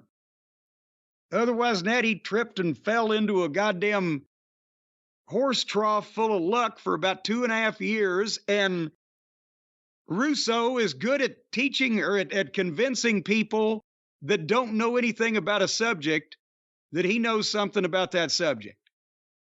And this television program is pretty much proving my assessment's correct. I yield the floor.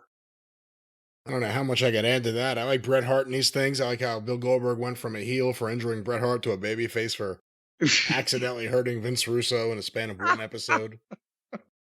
And he was wearing a football helmet. Fuck, he was wearing a football helmet when he said, I had a concussion. He already had a concussion. He's wearing a football helmet. He gets speared and the football helmet falls out. What the fuck? Just God, I wish it'd been his head rolling down the aisleway. I guess beyond just get over it. Beyond Russo-centric stuff, everyone's still just pointing the fingers at everyone else. Their true story. Who killed WCW? It's more about what killed WCW. Ted Turner losing power is what killed WCW. Well, Ted had power in 1988 when they started hiring the wrong people to run it. So I don't... But it would still exist today if Ted Turner had his faculties and was running his channels. Well, but what would it look like? It'd probably stink like AEW. Because, besides the fact that Ted would be, in a goddamn head in a fucking jar of liquid now. But no, it may not stink that bad. They may use Mandos or Mandos. What? Mandos. What killed WCW overall was not only the ignorance of the main corporate overlords as to how to run the wrestling business or what it was like, but both sides' inability to speak to each other in a way that not only the other one could understand, but also the TV people came off like Mark Simpletons to the wrestling people. And I would be cordial with them and everything. I joke around and everything, because I'm a little quicker. The other guy's like, But the TV people came off like Mark Simpletons, which they made comments that made them sound that way. So the wrestling people didn't want to listen to them. But at the same time, the wrestling people trying to talk to the TV people, they sounded like, what is this, the fucking mafia? It's a completely different language and world. We don't know how this works. So they couldn't do it. They couldn't mix. Every time that a corporate entity gets involved in a wrestling promotion, there's invariably some stupid idiot on the business side trying to stuck in to have some say in the wrestling. And I don't I don't know that there's often been anybody on the wrestling side to stuck into the office to say anything like that. But it doesn't work. And that's the thing. They just hired a succession of people, the Bill Bushes that were gullible, or the Kip Fries that were too nice, or the Jim Herd that was a fucking idiot. Anyway. Well, that was the death of, Who Killed WCW episode 3. And that's that book that you continue to quote. And who's Guy Evans? How did he get in the wrestling business? He wrote the Nitro book.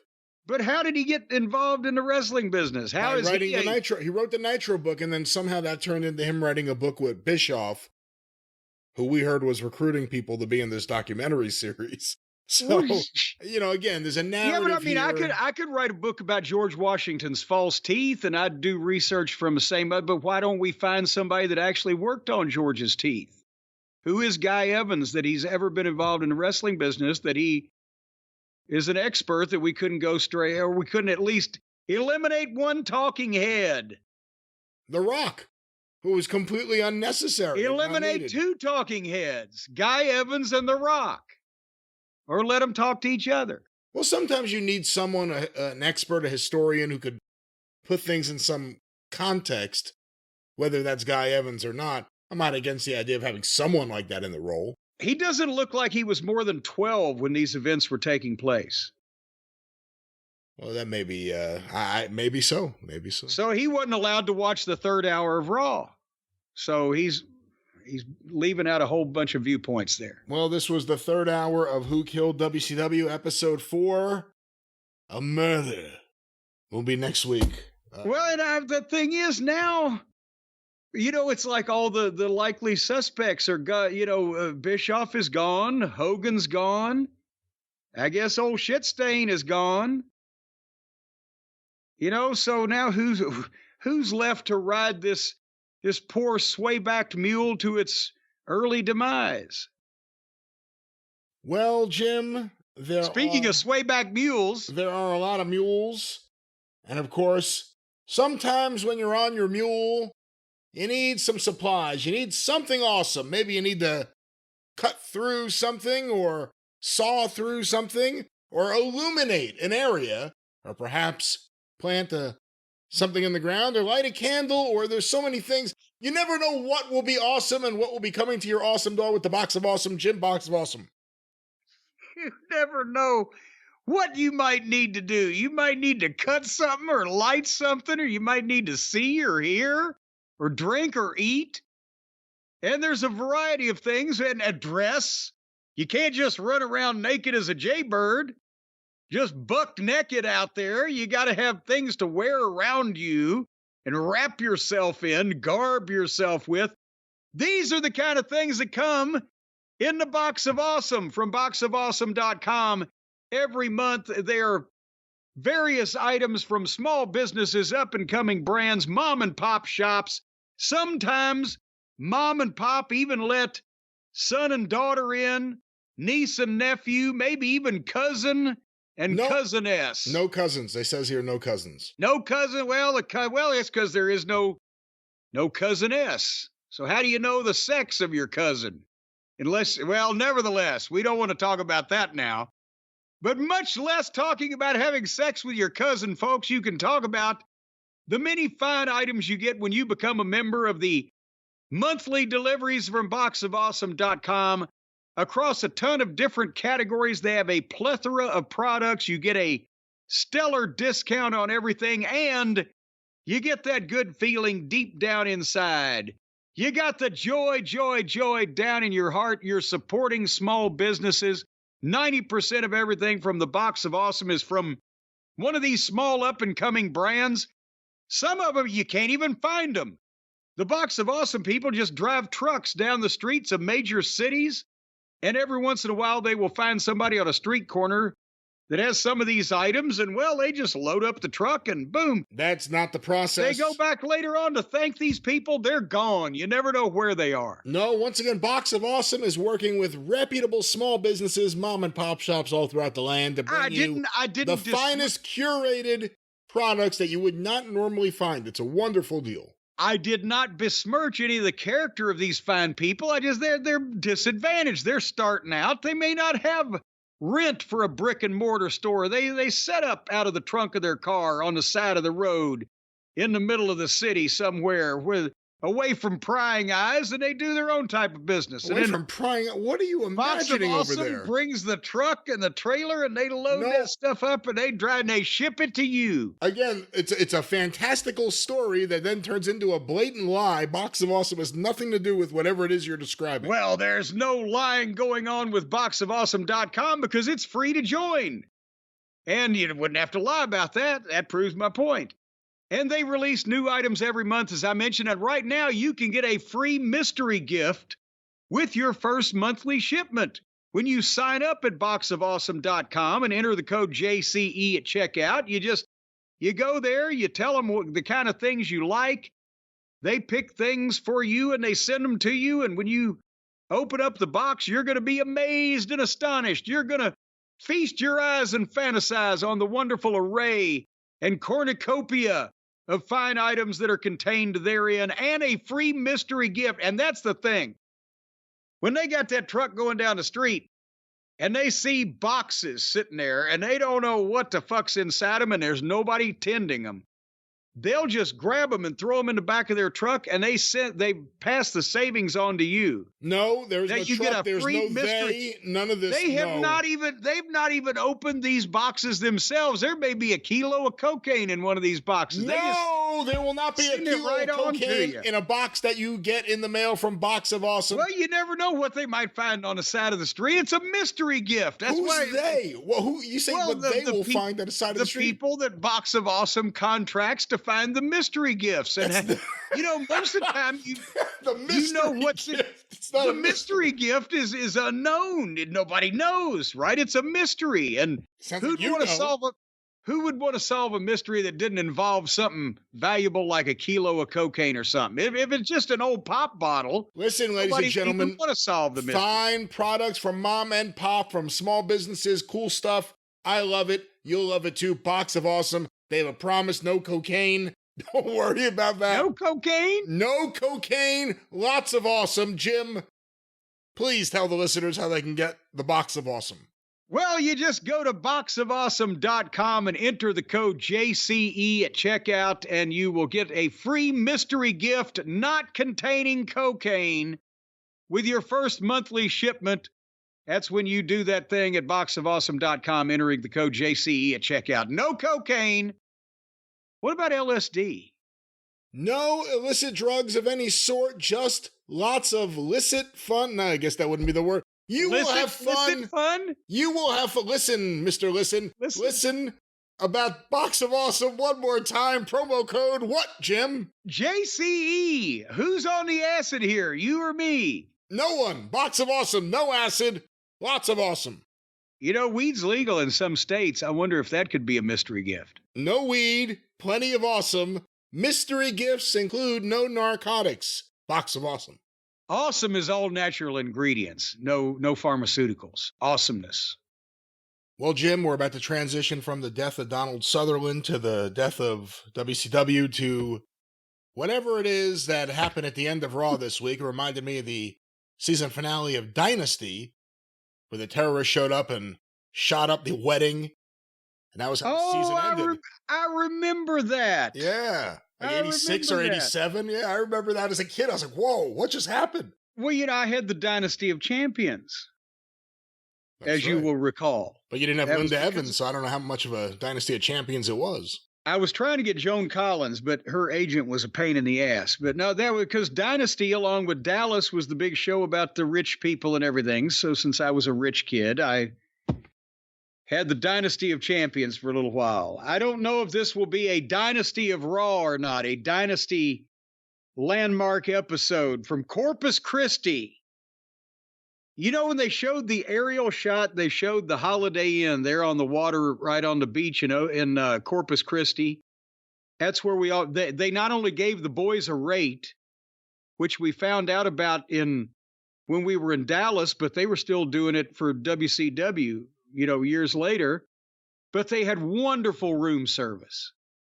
It was always good because Corpus Christi was a rest stop because normally we were either driving back or we were goddamn, eating at the Hardee's Drive Thru or some shit next to the La Quinta. But when we went to Corpus Christi, we could actually stay at a Holiday Inn, get the lovely room service brought right to the room, scarf it down. It was a wonderful fucking time. It's on the news right now. It's on the news right now as we're speaking. Corpus Christi or the Holiday Inn? Corpus Christi. Storm surge inundates Texas town. Oh, well, the Holiday Inn used to have great room service. Now, unfortunately, the rooms are all under the bottom of the ocean.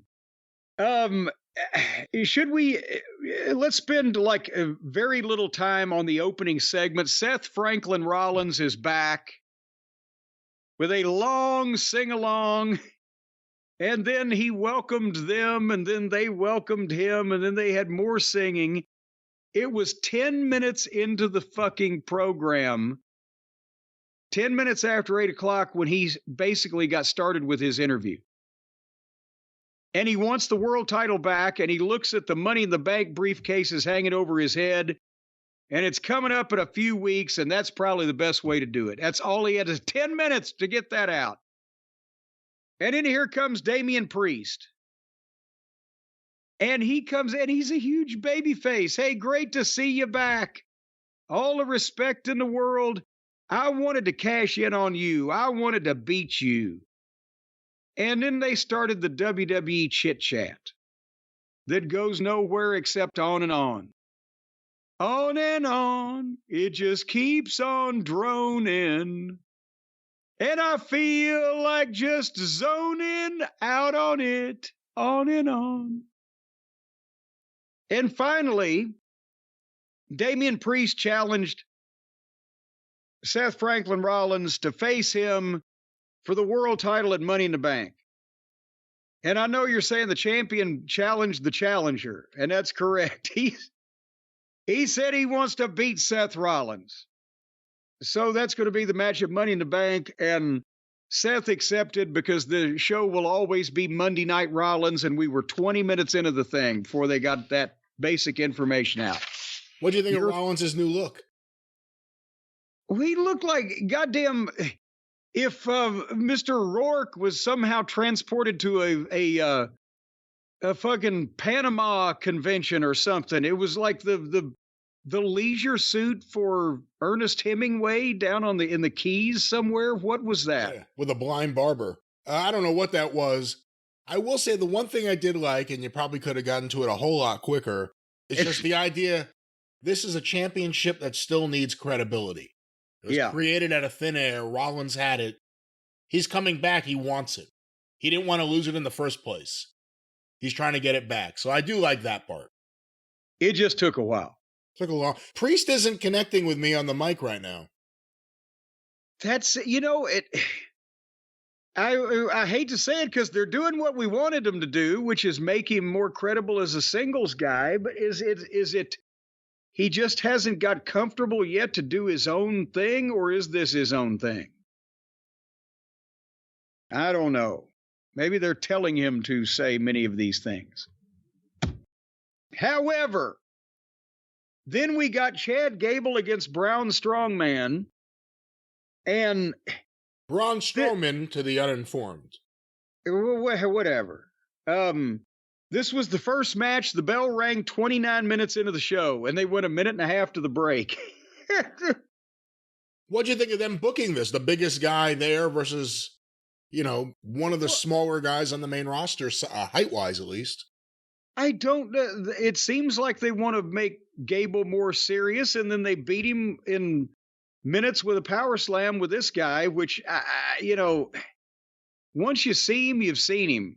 Talking about Brown. And then Gable yelled at the Stooges, and Model Girl stood up for Tozawa, so he stole Model Girl's crutch and left her hopping around on one foot, and then kicked her out of the ring so she had to hobble. And then turned around and slapped Tozawa, and Otis finally says, "Fuck it, I've had all I can stands, I can't stands no more."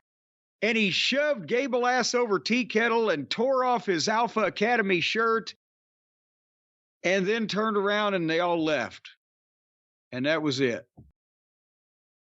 Is that the breakup, or is he It was kind of anticlimactic, wasn't it? Well, yeah. I'm thinking, is he's got to break up more, doesn't he? Like, try to break something on the big explosion was I'm shoving you down and fuck this T-shirt you gave me. His shirt. He ripped his shirt. So that was that. And and then I was thinking that later on, you will see Gable in the back where he walks up on them and they're packing. They're packing their bags, even though they're still dressed in their shit.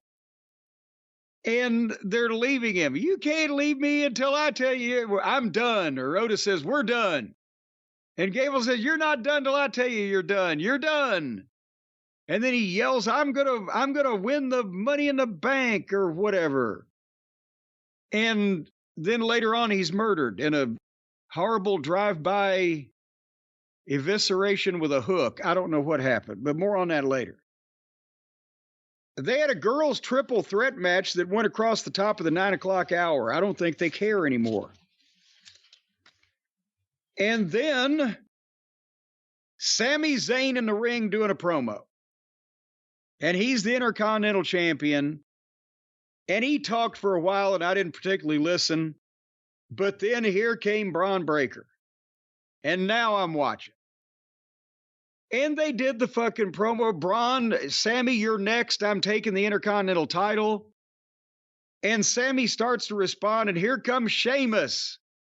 And he's wanted the Intercontinental title for the past 5 years. And he wants a shot, and he'll do anything to get it. And Braun's like, hey, I'm standing here. Nobody cares about you. You're in my way.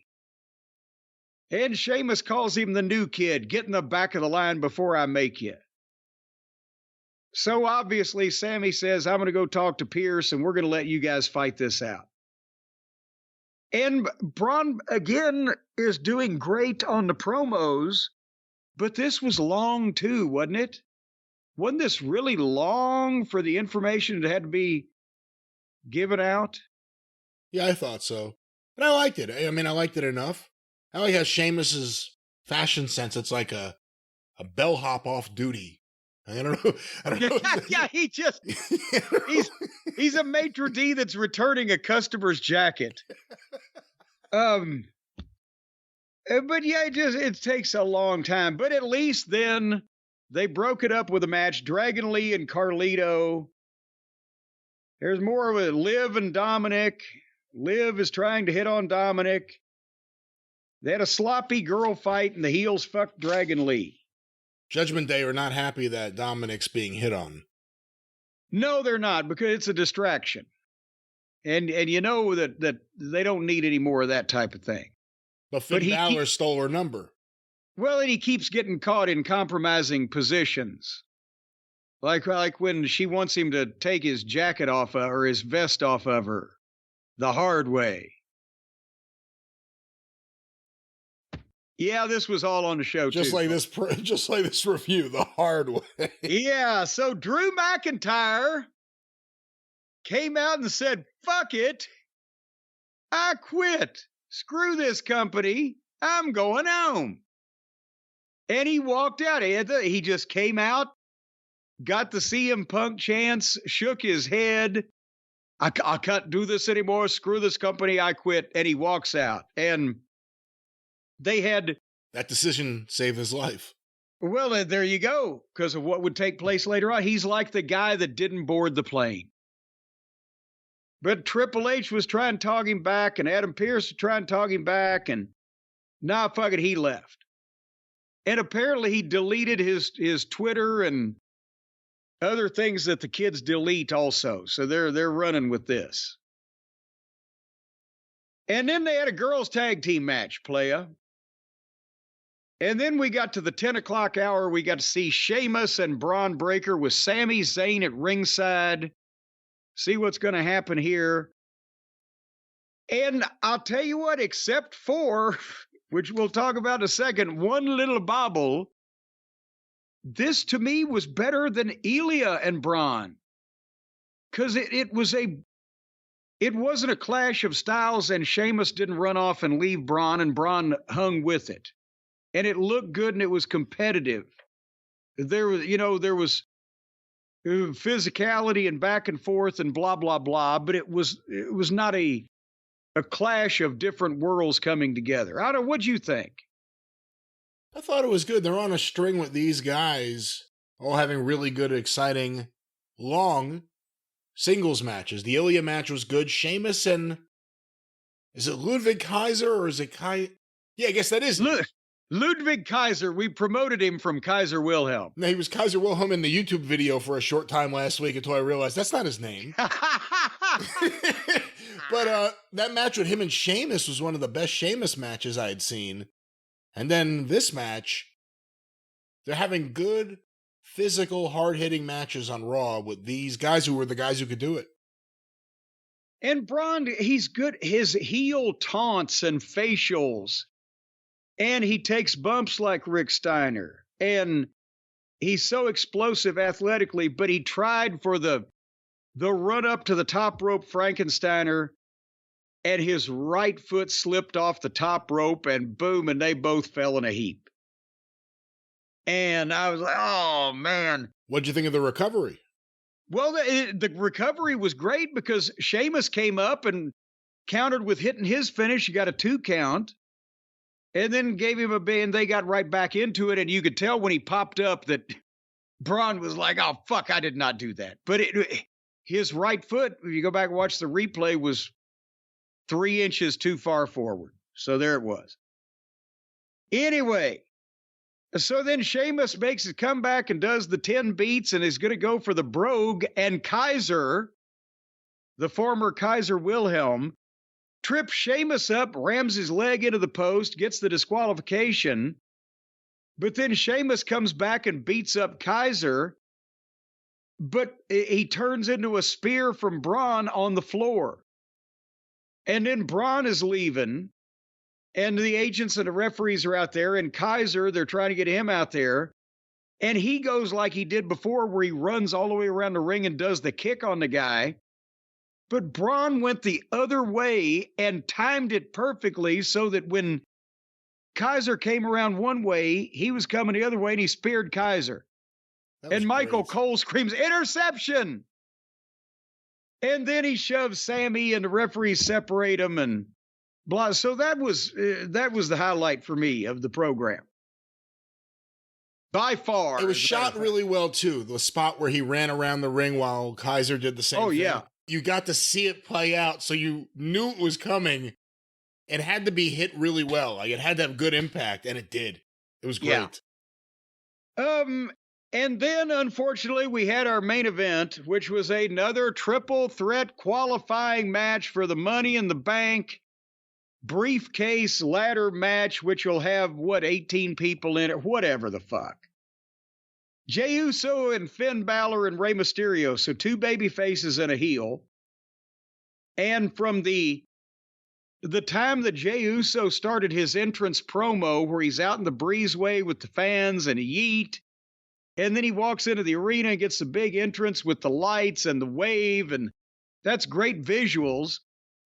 By the time they go to the break and they come back and entrance is like 11 minutes from the start of his promo to the bell for the match. And what the fuck they going to do different? It's a 3-way. It's the same shit as Jay won, and he's the first of 6 people to qualify for the Money in the Bank thing and blah, blah, blah. And then I noticed, I said, wait a minute, they got like 6 minutes left on this show. What? They're early, something is going to happen. And they do the Jay celebrates, and they have replays of the match, and they do their plugs and etc. And then all of a sudden, music starts playing, and lights start going out, and shit starts shutting down, and spooky music comes up. And then on camera, you see a door with a light coming from the other side of it. And the door opens. And Brian, I should relate to you that I deviated from my normal habits this week because the morning after Raw, I heard about this. And and so I actually waited until just before we recorded this show today to watch Raw. I waited as long as I possibly could. I even watched AEW on Wednesday night as it happened so that I would have time to watch this at the last minute because I put it off because I didn't want to see this shit. And it was worse than I thought. And I'm not saying anything bad about Bray Wyatt, but he's not involved in this. And this, whatever this is, I didn't like it when he was involved in it. That doesn't mean I wish ill will on him, but I don't like any of these people either. And I don't know what the fuck this is supposed to be. But the door opens, and an ugly woman crawls on her hands and knees to a lantern. And then the camera passes her into a fog-filled, dark backstage area and gorilla position, and there's stuff short-circuiting, and there's bodies laying around, and there's blood smeared on the walls. And there's a guy dressed as a rabbit. And there's something sitting next to another body. And there's a guy in a gas mask. And there's Chad Gable with blood all over, fake blood all over his head, down unconscious. And there's the guy in the Uncle Howdy mask, wandering through the back, slowly and boringly, into the arena where he picks up the lantern and says, "We're here." And I said, "You may be here, but I'm not." Fuck. What in the... We haven't talked about the stupid QR code and the flummoxing of the video picture and the interference because I was hoping they wouldn't do it. But apparently they've done it. And I thought, I was hoping this was Vince McMahon type of horse shit that this would have gone out with LA Knight being the male model. But they're going to do this too. The new owners. The Paul Levesque era. They're going to give us horror movie Firefly Funhouse human beings wearing rabbit and pig masks come to life that mass murder people. Then apparently get away with it. AEW looks like a goddamn serious production next to this shit. Yeah, this is what Tony needed. This is the best thing that happened to Tony since Vince McMahon was forced out. Yeah, another unforced error. What is the... If you're going to do a horror movie, then make a horror movie. But as I mentioned earlier with the Rolling Stones concert, don't break into Hamlet in the middle. Because there may be an audience for each, but they didn't come to see the same thing both at the same time. To me, the real story is what is clearly the most fearless cameraman in history. Well, he knew what was good for him. He just walked along and shot everything, and if he hadn't have, they would have taken that disemboweling hook to him too. This is completely preposterous. It's phony bullshit. You're insulting us. You're insulting our intelligence, putting this on a program of shit of stuff that's supposed to actually be happening. this goes back into that argument people have that wrestling should be a blank canvas where anything could happen. Oh, well, then good. Then take that blank canvas, set it down on the floor, drop your pants, squat over it, and take a fucking shit, because that's what it looks like. When I saw this, and I hate this kind of stuff so badly, but my first thought was this is a really good thing for Tony Khan. If he can get his act together just a little bit right now, and they're going to start infusing this shit on the show, it is, I mean, we'll see. People want to see the spectacle of it, and they'll check it out, but it doesn't mean it'll work, and it doesn't mean they'll stay. And Where does it? It the doesn't last Bray go anywhere. Wyatt run, again, very sad what happened, but his last run with LA Knight was not good. LA Knight came out of it because it was so not good, and the fans weren't going to accept LA Knight getting beaten down by it, but it wasn't good. He still got a bunch of views when he returned and did his promo and for some of the wacky segments, but it wasn't good stuff. And boy, the show has been so much better without the mystical, spiritual. There was a smoke machine. I mean, it was just smoke everywhere.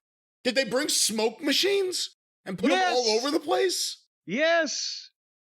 Somebody was smoking a lot.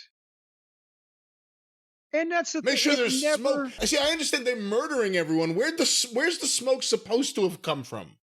It never goes anywhere, and it never makes any sense. But that's it with his promo. Remember when he came back, Bray Wyatt did the first promo. I said, my God, this guy can talk.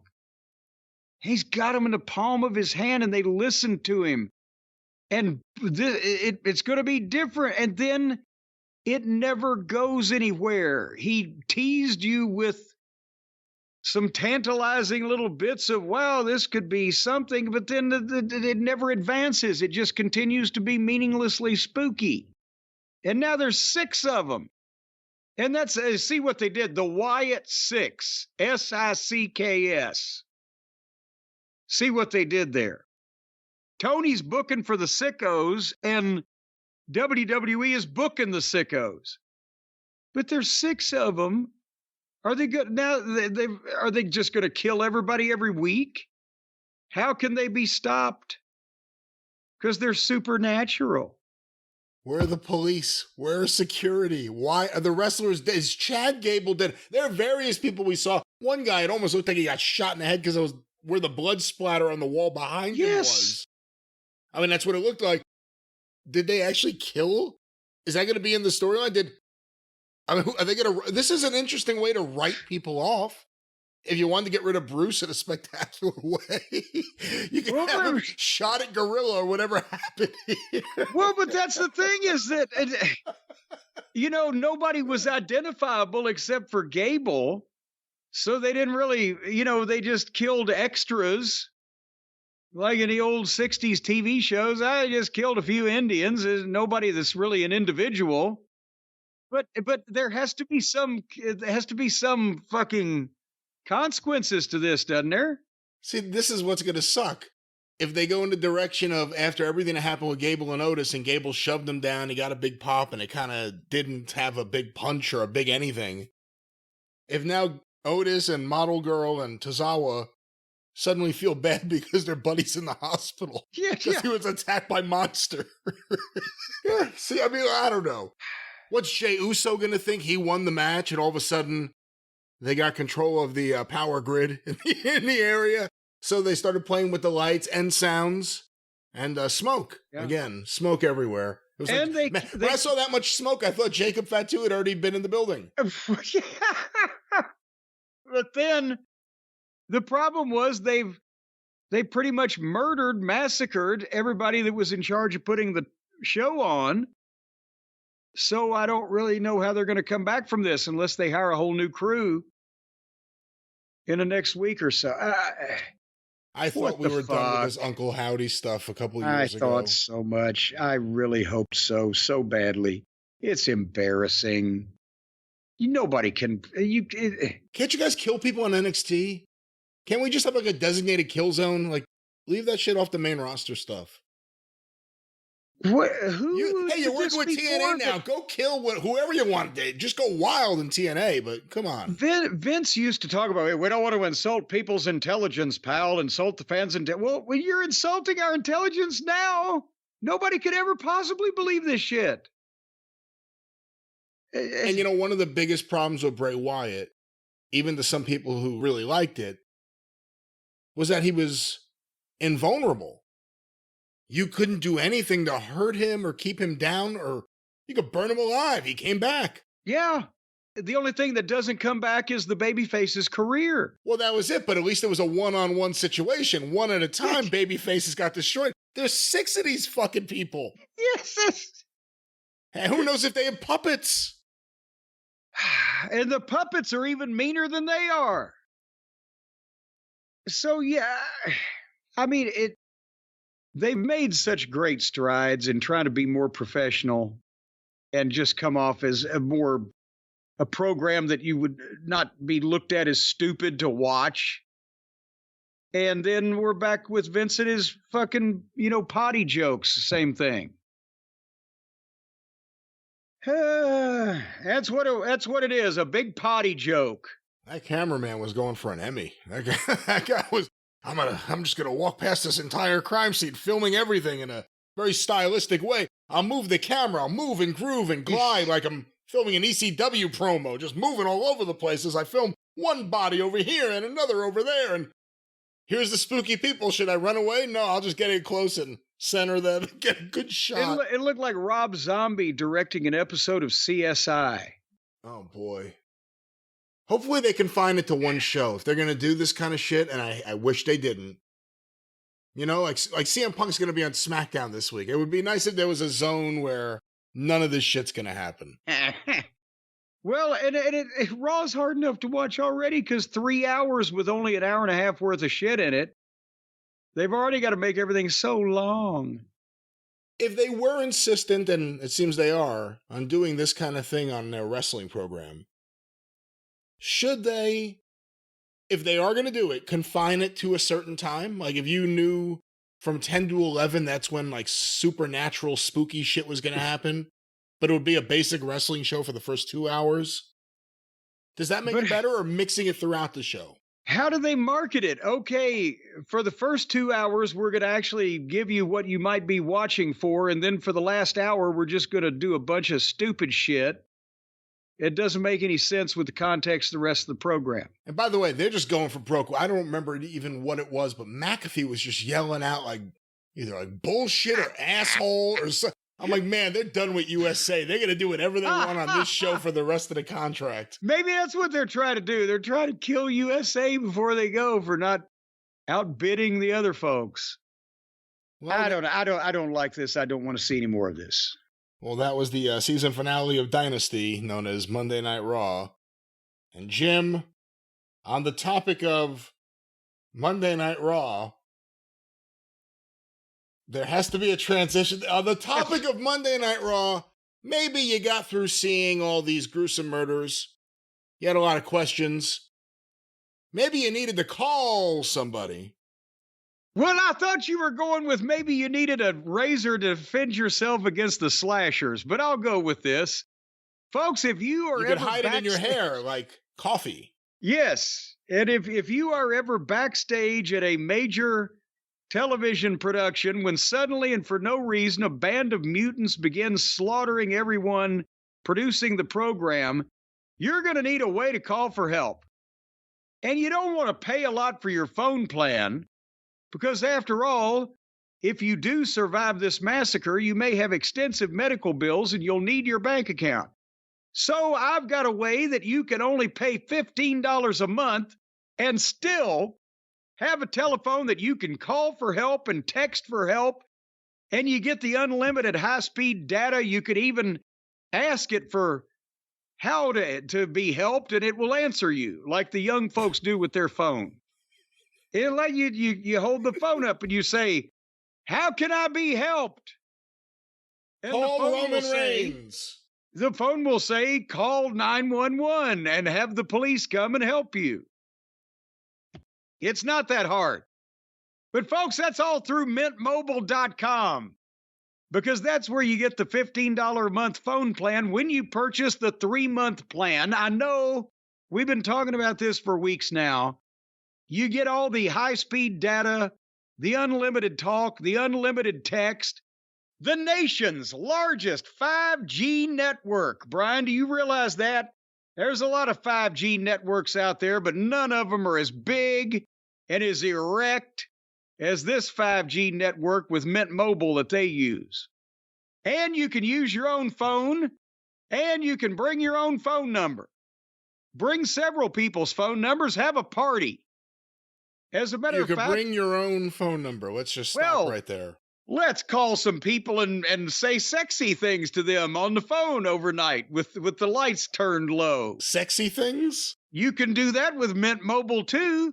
Maybe they could even send you a picture of their various orifices because you get the unlimited data and text and porn and all that stuff you get on a phone. No, again, that's not exactly how it works. And again, we don't want to get into specific genres of entertainment because different services, I assume, would have different fees. But we're talking about what you can get for a great plan, a great affordable plan for your own phone, as you said, and your own phone number. There's so many wonderful options. Mint Mobile. Yes, I'm talking about not professionals, but if you know somebody that's a talented amateur, they can just take a picture of their various hoo-has and send them right over to you because you get the unlimited $15 a month. Boy, howdy. Think if you get a picture a day, that's only like 50 cents. For, I don't think that's how it works. And we're talking unlimited data, not unlimited hoo-ha. And we're talking about a great phone plan with Mint Mobile. But you can take pictures with a phone and send them to other people with another phone, can't you? Right, but we suggest unlimited talk and text and data. If solicited, we suggest that you don't send unsolicited nude photos to anyone using any data that is free or otherwise. Well, not unsolicited. I think you ought to just send them to break the ice. Make them. I send one to everybody you know. Bad idea. And then the chances are greater that somebody would write back and say, hey, I like that. Send me some more. The chances are greater that you will lose all your friends. Don't do any of this. Well, just don't, not any of your friends that have their own, but, anyone.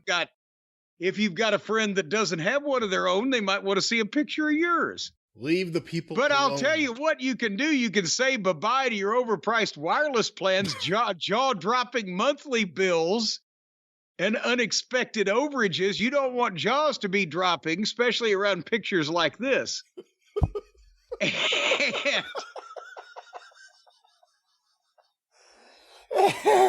So now you can cut your wireless bill to $15 a month at mintmobile.com/JCE. That's when you get that 3-month plan because, of course, $45 upfront payment required is equivalent to 3 months at $15 a month. This is simple mathematics. Everybody can do it. And you get new customers on the first 3-month plan only. Speed slower above 40 GB on the unlimited plan. Additional taxes, fees, and restrictions may apply depending on your parole and probation status. See Mint Mobile for all the details. But $15 a month for pictures of naughty time. Or phone calls to Nana. You never know. Again, most people. My Nana? Are you calling my Nana on the phone? I'm going to send her photos. I'm not going to call her. It's the modern day. No, we're not going to be calling anyone's Nanas. You may want to call your own Nana. Or you may want to do things that don't involve dirty photos. There are plenty of options that don't involve dirty photos. I didn't say anything about dirty. They're tastefully done. Well, Mint Mobile. There was a pink parasol right in front of. Mint Mobile tastefully will help you one more time. One more time, Jim, what's that promo code? Mintmobile.com/JCE, $15 a month for all these services. All right, and we're going to get to the case of Tony Khan servicing himself, known as AEW Dynamite, momentarily. I wanted to ask you about something, because I recently bumped into this. It popped up in my feed on, Facebook, and then I mentioned it on the 605 Scott Cornish special, and Brian Solomon said the same thing. I just saw this, but it's not new. Have you ever seen the video of the Australian guy arrested who yells "Democracy Manifest"? No, I have no idea. You mentioned that phrase to me earlier at a break, and I said, I have no idea what you're talking about. This is the greatest thing. This guy was arrested, false identity. They got the wrong guy. Not that he was using a false identity. They got the wrong guy. This guy was sitting in the middle of the day in Australia eating Chinese food, and they barged in with a camera crew from the news and arrested him. And it's not the person, he's not the person that they thought he was. According to him, he has no idea what the fuck is happening, but he gets dragged outside and he sees the camera crew. I'll send you the video after the fact. The first thing he does when they walk him out to the car, this is the difference between cops there and cops here. The door is open and the guy says you're under arrest. He shuts the door of the car. Well, let's go to this audio so you can hear what we're talking about, and we'll see what you think.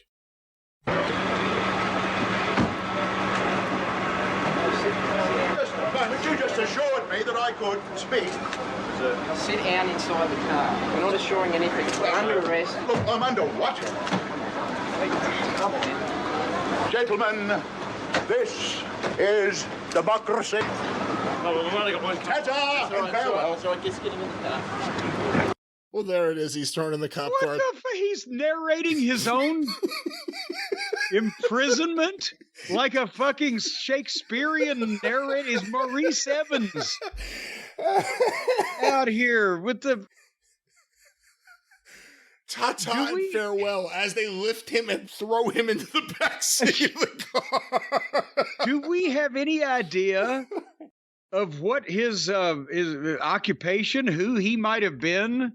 I got obsessed with this and I watched every video there was, and they did a Where Are They Now Democracy Manifest guy. Succulent Chinese meals, another favorite from that.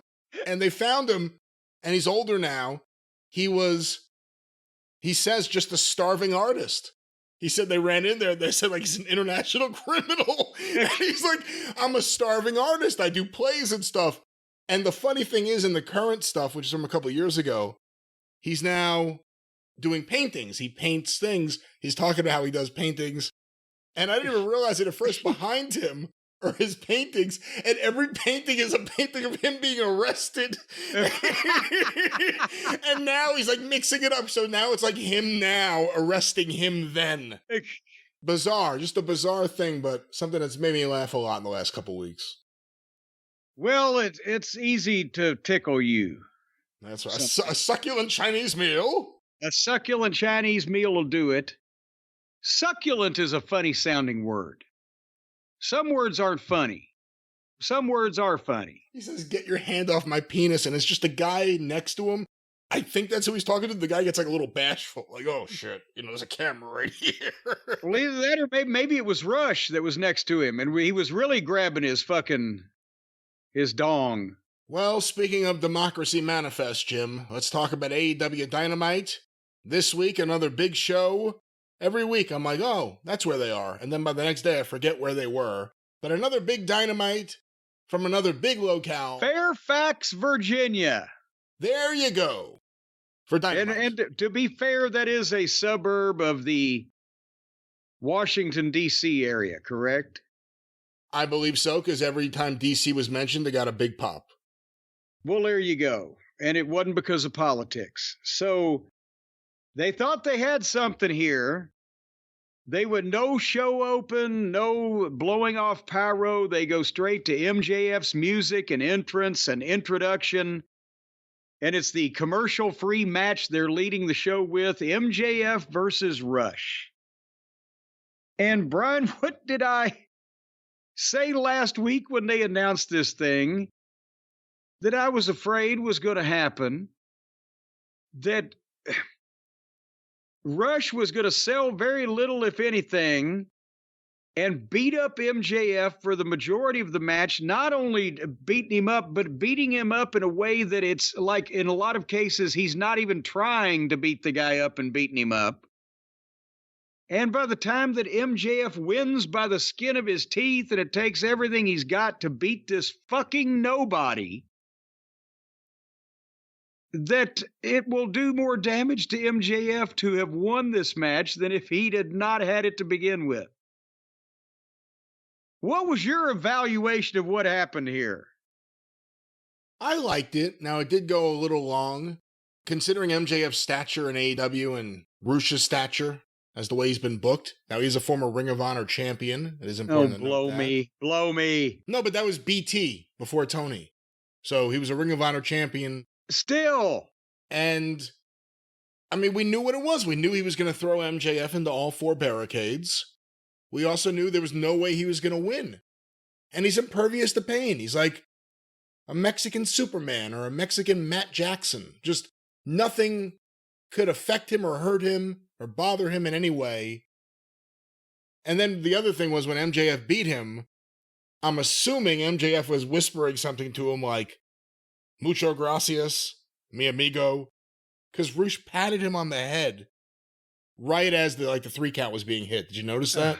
No, I didn't. I'd already given up. I did notice when he reached down and grabbed MJF by the dick. And then they tried to switch the camera, and they did, so you didn't actually see it, but you saw the reach and you saw MJF jump like, what the fuck? This guy just grabbed my dick. And I saw Rush headbutt MJF and flatten him and bust his mouth open. MJF's mouth was bleeding. And I saw Rush is beating up MJF and acting like it's not hard to do. MJF tries to fight back. Rush goozles him. Who does this clown think he is? I'm reading my notes. MJF hits his DDT, he gets a 2 count. Hits a pile driver, gets a 2 count. Rush suplexes MJF upside down into the turnbuckle. Rush hits a pile driver. It looked like shit the way he did it. He didn't have control of MJF, and he covered him like a jobber. Which means it probably hurt. It looked like shit. Yeah. He bashed him off every barricade, kicked the shit out of him, played to the camera like MJF was one of the Mulkey brothers. Buried the referee by making him look stupid enough that it took him 15 minutes to figure out how to slide a goddamn chair out of the ring so he could whip MJF with cables. Tore up the fan signs. MJF started to come back, and Rush belly-to-bellied him off the apron to the floor and started kicking the shit out of him again. And then finally, MJF made his comeback, hit the heat seeker, hit a brainbuster, 1, 2, 3. And he laid there exhausted, having barely beaten somebody that only his immediate family would recognize if you put him on the news tomorrow. And there you go.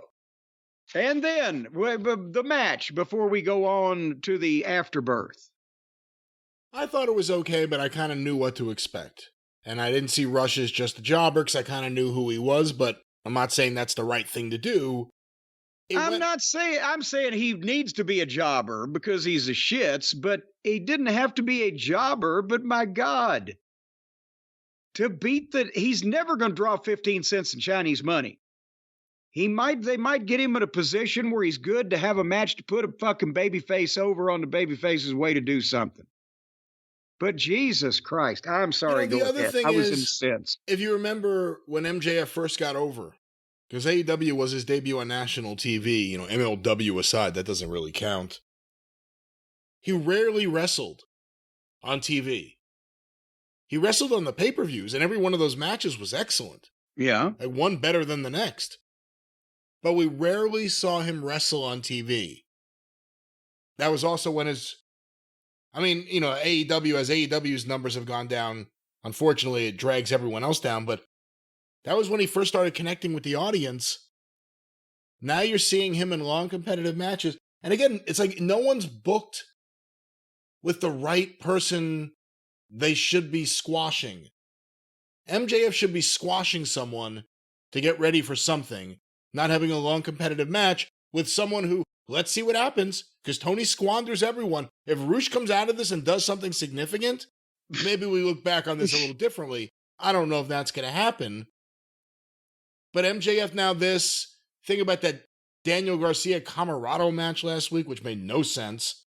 And then this week, Rhett Titus got his ass kicked. That made sense a little bit better than that. But we always say it, there are a lot of matches that unfortunately are squash matches that go forever.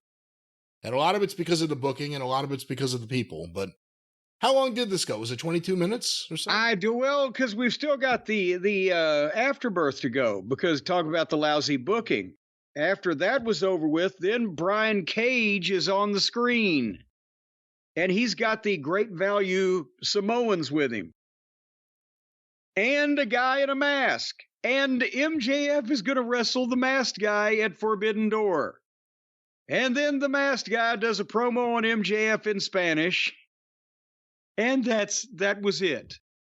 And it's, of course, as we mentioned earlier in the show, Hechichichero. And why? This promo, the heel promo, you're not even really talking about how ridiculous it was with Brian Cage being the spokesman. And then at the very end, one of the guys, I don't know their names or I don't remember who's who, just at the very end, I leaned in just to like make a noise. Almost like I'm getting something in. Yes. Promo. I'm crazy. I do what all crazy people do. I growl. It's MJF's hometown. He's one of the biggest stars in the company. It's a pay-per-view. And they're risking him getting hurt to wrestle for no reason against a nobody that nobody's going to buy a ticket to see. I had that thought during this Roosh match, risking him getting injured. I mean, we know he just overcame whatever he was healing up for. And we also know that he probably didn't get all the surgeries that he needs. When he took that bump to the floor, I was like, oh, shit. And then you're wrestling a guy, maybe he's the safest guy in the world. I don't know. But it looks like he's laying everything in and just, he's going to do his shit. He'll find a way to make your body work with it, but he's doing his shit. So I don't know. I worried about that during this match, and MJF will get hurt. Well. But Hechichero, anyway. I like his promo. Hechichero, I like his promo. Yeah. So that's what we're going to see. Maybe we're going to see it, maybe not. I'm still holding out hope that the cult will say, no, we don't even want to hear about it. And then what do you think, or what did you think of the Swerve Strickland and Will Ostrich debate? I thought it was intriguing. I also thought it was pretty clear from this, as a cockeyed optimist, that Will Ospreay has more charisma and connects with that crowd better than just about everyone in the company, including the world champion. And I wish. Oh, God, I'm sorry. No. You go ahead, please. I was going to say, I wish could he make an effort not to look like a parking lot attendant with the backward baseball cap and the fucking sweats? He's going to be. But that may be why he's connecting. $1 million. But that may be why he's connecting. Is part of that is that he's dressing, I guess, somewhat the same way he would dress on the plane. He's going to dress in the building. See, that's the kind of person you see him on a plane or out in public, and you go, boy, what a fucking douchebag. But nevertheless. But I thought Will Ospreay, I've liked Will Ospreay on the mic. I think he's good, and I think it took a while for this to get going. But when Swerve finally fired up at the end and came back, it got a little better. But again, now they're dragging families into it. It gets personal, like every other thing with Swerve, where he's stealing photos or stealing babies or whatever, breaking into houses or gyms. I don't know what's happening. I mean, I want to see the match, but you look at this and you think Will Ospreay should be the top guy, not Swerve. That's at least what I thought. Well, that's what I'm saying is that Swerve 6 months ago, they were hanging on his every word. And now it's so at best because of the fact that he got it a little bit late. They had they delayed it when they stuck Hangman Page in the thing when he wasn't wanted. And they missed Swerve's peak, and then they made him look like a complete idiot. And now the flavor of the moment comes along. Good old Willie boy, and they like him. And then the thing is, who is an opponent for either one of these guys for the world title? MJF. They've all been baby faces, except the Will Ostrich is a baby face who used to be, maybe still is. We don't know why it came about or whether it still exists or not, managed by the top heel manager. Swerve Strickland was the top babyface that terrorized children, and MJF was the top babyface by being the living incarnation of the devil himself. And now the only people that they can possibly draw any money with are a couple of these people in combination with each other, kind of now. And they buried Swerve, so it's kind of boiling down to Ostrich and MJF. And don't forget, I mean, you brought him up very casually there, and the Elite need a representative at the top of the card. Adam Page disappeared off TV because of family issues. You got to think he'll be back at some point. I thought he may be back on this show. But hold on now. And they got him and Swerve is still a thing, whether we like it or not. For them, it's still a thing. But no, family issues, horse shit. He's been gone for months, and it's not like that somebody is desperately ill and hooked up to a machine on the verge of dying for 4 months. That he can't go to work one day a fucking week? Something's going on. Either that or Tony's just an idiot and he's let this guy tell him, well, I got problems, so I can't come to work because everybody don't like me anyway, or whatever. But what kind of problems could you have for months and months that you cannot fly to do a television show for 4 hours and come back? Hey, Tony let Regal out of his contract so he could be with his son. Tony will do crazy things. He'll let you do things when it comes to family. He'll let you take as much time as you need. But this went on a while, and as you mentioned, they finally got into it. But Nana then cut him off and told him to save it for the match. Smartest guy there. And the music starts playing, and then Swerve says, "Wait a minute, cut the music." I'm like, "Fuck no, not more." And Swerve said, "Give my regards to Al and Harry." And Al and Harry are, I guess they're the royal children, aren't they? The royal twins. I'm guessing they're his kids. Prince Harry and Prince Al. Oh, I thought he was knocking the royal children. No, I'm fucking with you. Prince Al. He's known all across the British Isles. But anyway, they go head to head and they argue without doing anything. And then later on in the back, Don Fallis tells Trent and Take-A-Shit and Kyle Felcher that it's all fine. We still don't know why he's managing Ostrich. We still don't, I don't know what the fuck is going on. That's what happened between those two people. And to be quite honest with you, for AEW, that was a good 1-2 punch. The MJF match into this segment. Whatever you want to say, that's as good as it gets for the last several months, if not longer, for this show. That was the least amount of silliness. It was the most... Isn't it a shame? Isn't it a shame we have to say that? It was the most almost like pro wrestling at times. So I thought this was a promising start to the show, actually. Well, the 1-2 punch quickly turned into being punch drunk. Because immediately after that, we got an 8-man tag team match with Take-A-Shit, Felcher, Roderick Strong, and Zack Sabre Jr. coming from somewhere against Dante Martin, Kyle O'Reilly, Mark Briscoe, and our little puppy Pockets. And again, I'm embarrassed for poor Mark Briscoe, a top-level talent, having to... Oh, he did a promo. Did you see the promo? Around in this. No, because Pockets was in it. So I just was going to be mad. I would have done the same thing, and I just happened to listen. He stole the show. At the time, you said Pockets. Pockets is big. Kyle O'Reilly's making goofy faces, too, right now. So I don't know what's up with that. Well, Kyle's he's dead and buried. They might as well speak the words over him. He looks like shit and has been presented like shit. But Mark Briscoe gave like this impassioned, crazy, this guy's nuts promo. It was great. Yeah. He just happened to be standing with all these people. Every goddamn time he talks, it's great. Every time he works, it's great. And he's standing with children and outlaw fucking dipshits. And it's a criminal. But anyway, and this thing went 30 minutes. The 8-man tag. We were at the 9 o'clock hour by the time they got the comedy relief out of the way. And then at 9 o'clock, here came the Egyptians. We were doing fine, and then here came the Egyptians. The Hardley Boys now have their own comedy introduction thing from Smiley Roberts. And so that's to make sure you don't take that seriously, if anybody would make that mistake. And then, as the Buckaroos have finished entering the ring, the Acclaimed start their entrance, and Caster starts doing his rap, and the mic goes dead.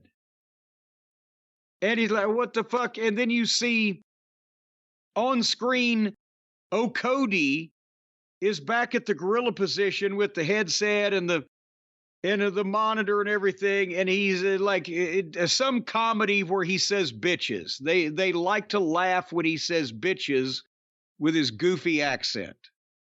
Well, he said bitch, not bitches. He called them a bitch, but the other thing was... Bitches. I didn't know whether it was singular or plural. There was someone else, and I almost want to say it was a Japanese wrestler. Was there someone else on the show that did the exact same thing and called someone else bitch right at the end? But he did that here. It's his thing. I think that's Shapoopy with his phone transmitter. That's right. Yeah. That's right. So it's not even just his thing. But so they've killed this dick lick off too now. He's just a fucking mope-faced, average-looking fucking guy wearing an ill-fitting suit that does stupid comedy. And they paid millions for him. So then they had Buckaroos and the Acclaimed, after the Acclaimed couldn't do the only thing that gets them over. And they had a jump start on the ramp and a four-way on the floor, and the fans weren't giving a shit, and why in the world should they? And I didn't watch this match because it involves the fucking Hardley Boys, and I knew what was going to happen, I thought, until they actually put the Acclaimed. Actually, they didn't put the Acclaimed over, they put Anthony Bowens over. They sidelined Caster, and then they let Bowens do all the bullshit, and then Caster came back at the end after Bowens had set it up or whatever the fuck. And then Billy Gunn came in to celebrate with the Acclaimed. So at least the Buckaroos lost this, but does anybody care at this point? Is it too late? Is it not enough? Was anybody watching by now? These are all questions. The Acclaimed have kind of lost their luster for me, but they have for a while. Like you said, it was almost like it was sabotage. They took away the one thing. In character, it was sabotage, but in real life, it may have been as well. Took away the one thing that gets these guys over or separates them from everyone else. Does it get you excited for War Games? Oh, I forgot about that. Oh, yeah, that's right around the corner. Doesn't. That's right around the corner. Is that at Forbidden Door, too? No, that's on TV for free. Oh, big... Blood and Guts. The big blow-off cage match with all of the regular talent that's featured on television all the time is on free TV, but we got to pay to see the people we've never heard of before. July 24th from Nashville. Is that a Dynamite, or is that a... July 24th is a Wednesday. Well, there you go. From Nashville. So going back to this program... Maria May was in the ring and was going to host the women's title contract signing. And that's where she introduced Mitsu Arakawa, and she comes out with the Stardom thing of the video on the screen and the peppy Stardom music and the Stardom. Do they think this Stardom shit is going to be worth 2 wet farts on United States television? And are the people who would be most interested in watching this Stardom horse shit and this Joshi bullshit, are those people on some type of government registry or list? And do they have to tell us where they live? Can they just not everyone move who around the watches country? Stardom is a pervert. Can they just move around the country freely and willy-nilly, moving from California to Sarasota, Florida, or whatever? Stopping in St. Louis? I don't know. And they let her try to talk here, too. And after all that in the RJ City interview with her, she revealed that I believe her major was English in university. Well, if I was her, I'd ask for a refund on that correspondence course. I want to say her major was English and her minor was English literature. And then he asked her about a bunch of books and she had no idea what she was talking about. I don't know about the major or the minor, but speaking of minors, so after all of the horseshit was done with the speaking, then Saraya and Harley and Anna jumped all the girls in the ring, but Toni Storm made a comeback, but then ran her own self through a fucking table. The end. What the fuck? This is a parody of a wrestling show at this point. And you can't even critique whatever the fuck's going on. And again, the question always comes down to, who is this marketed towards? If you're going to pretend that it's not just about getting women who are wearing women with wedgies bopping down to the ring for perverts watching the show, certainly there are fans who appreciate You just athleticism. said that they were not all perverts. Some of them are preverts and some of them are postverts. I'm not even saying all the fans of women's wrestling. I'm saying look at how it's being marketed and pushed to them. Is it being treated the same way the men are? And I'm not saying it should in terms of how much time they get, and they certainly don't have all the talent the same way. But in terms of the storyline, in terms of how people behave in this, is this for adult men? Is this like an adult man's... Chronologically or emotionally? Is this an adult man's idea of what would work for an 8-year-old girl, or a man who thinks like an 8-year-old girl? Like, it makes no sense when you really think about it. Like, who is it supposed to appeal to? But what do I know? I'm just an old-fashioned wrestling fan. Just a normal adult man. And the next match for the Owen Hart Cup, Chris Statlander against Nyla Rose. Nyla Rose has returned after a 2-year absence to do a job on TV. Hometown show, though. She's from D.C. She got a big pop. Oh, well, good. Yeah, you asked about D.C. She came back to do a job in her hometown. I wonder if it was her birthday. That would have made it perfect. And then we got to Danny Garcia against Rhett Titus. Rhett Titus, worked with him in Ring of Honor. Wonderful young man. Has he been on this television show ever? We definitely saw him lose a match where he was treated like a job guy somewhere, but it may have been Collision, not... Oh, yeah, I remember that. Well, anyway. So the generic Samoans jumped on Mac Daddy, who was doing color at the desk, and Brian Cage and the masked Mexican, who I now know to be Hechichichero, came out and beat up Garcia after Garcia had beat Rhett, but then MJF hit for the save, started to make a save on a group of jobbers who were beating up another jobber. But then they stopped MJF and beat him up. And then Will Ostrich hit the ring and made a big comeback and saved him. And then MJF and Will bump into each other back to back and turn around and face off. So now we haven't even had Swerve and Ostrich yet. And they're getting ready for the Wembley main event. So thanks for coming, Swerve. We appreciate your contributions. We gave you every chance in the world we could for a week and a half, but it just didn't work out.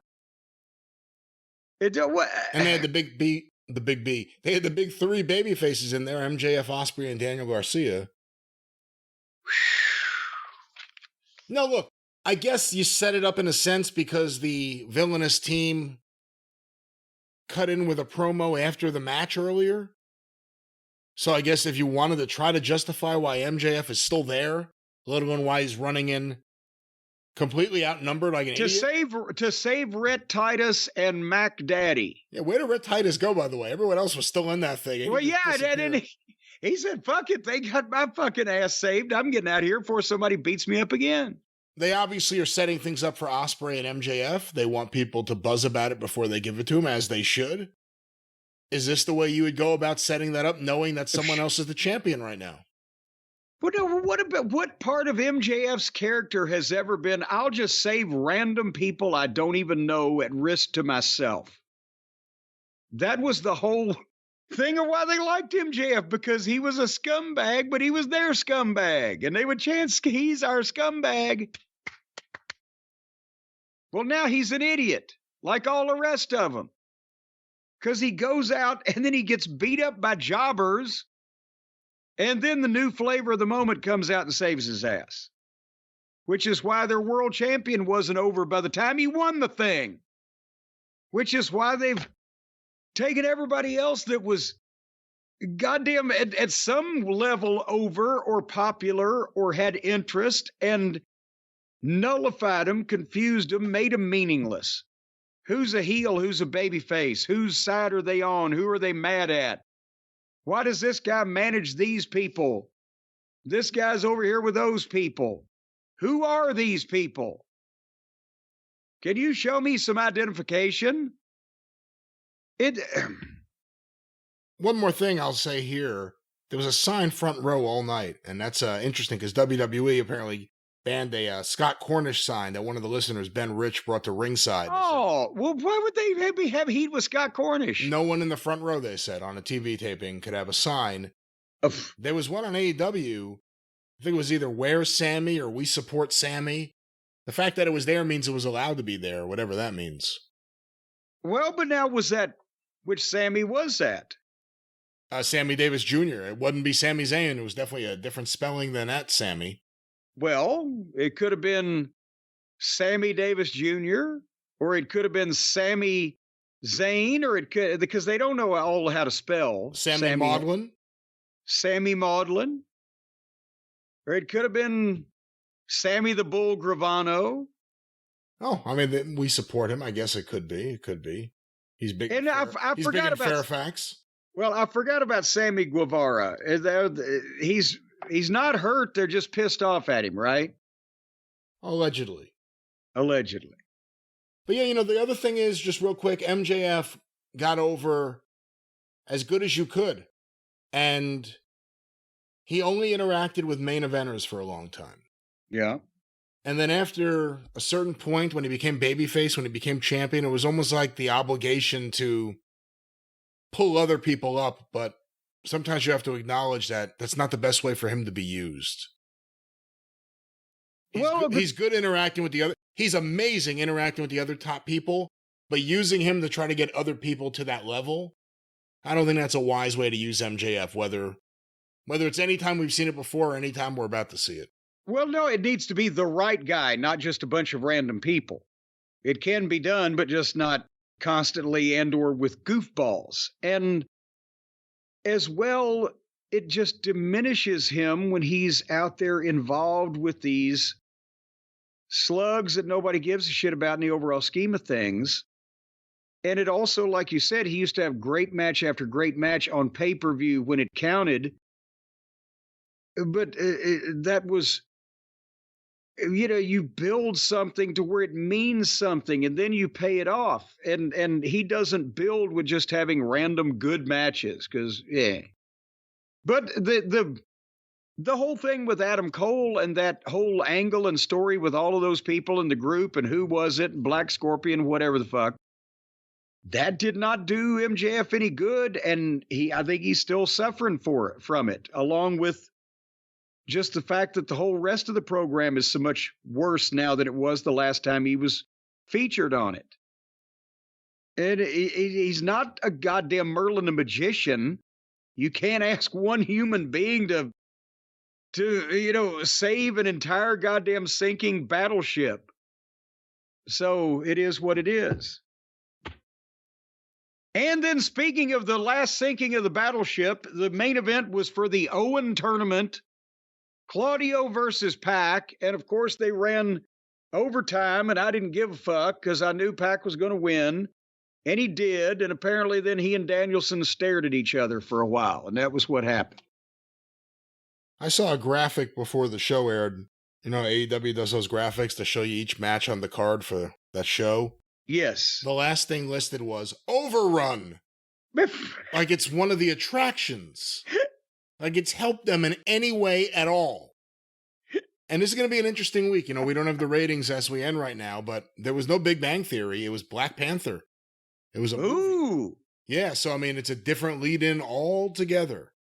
So we'll see what happens there. But, an ending I didn't really care about, Claudio versus Pac.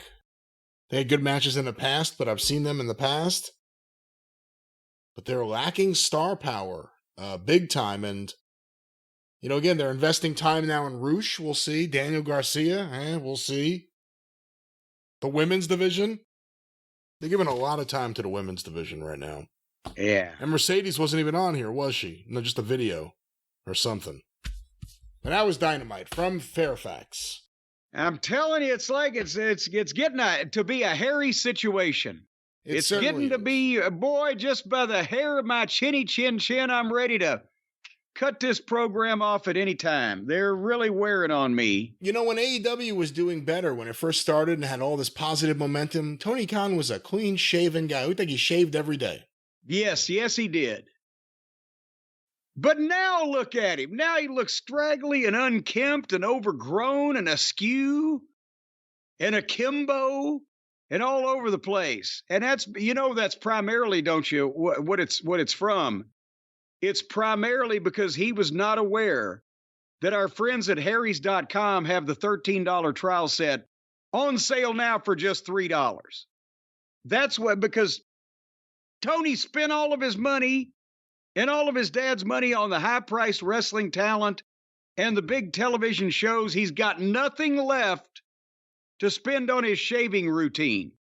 That's why he's grown out and he looks like Lon Chaney Jr. in The Wolfman. Or potentially like Larry Talbot, CM Punk's cute but ugly little puppy. He's got hair growing everywhere, out of his ears, his eyes, his tongue is hairy.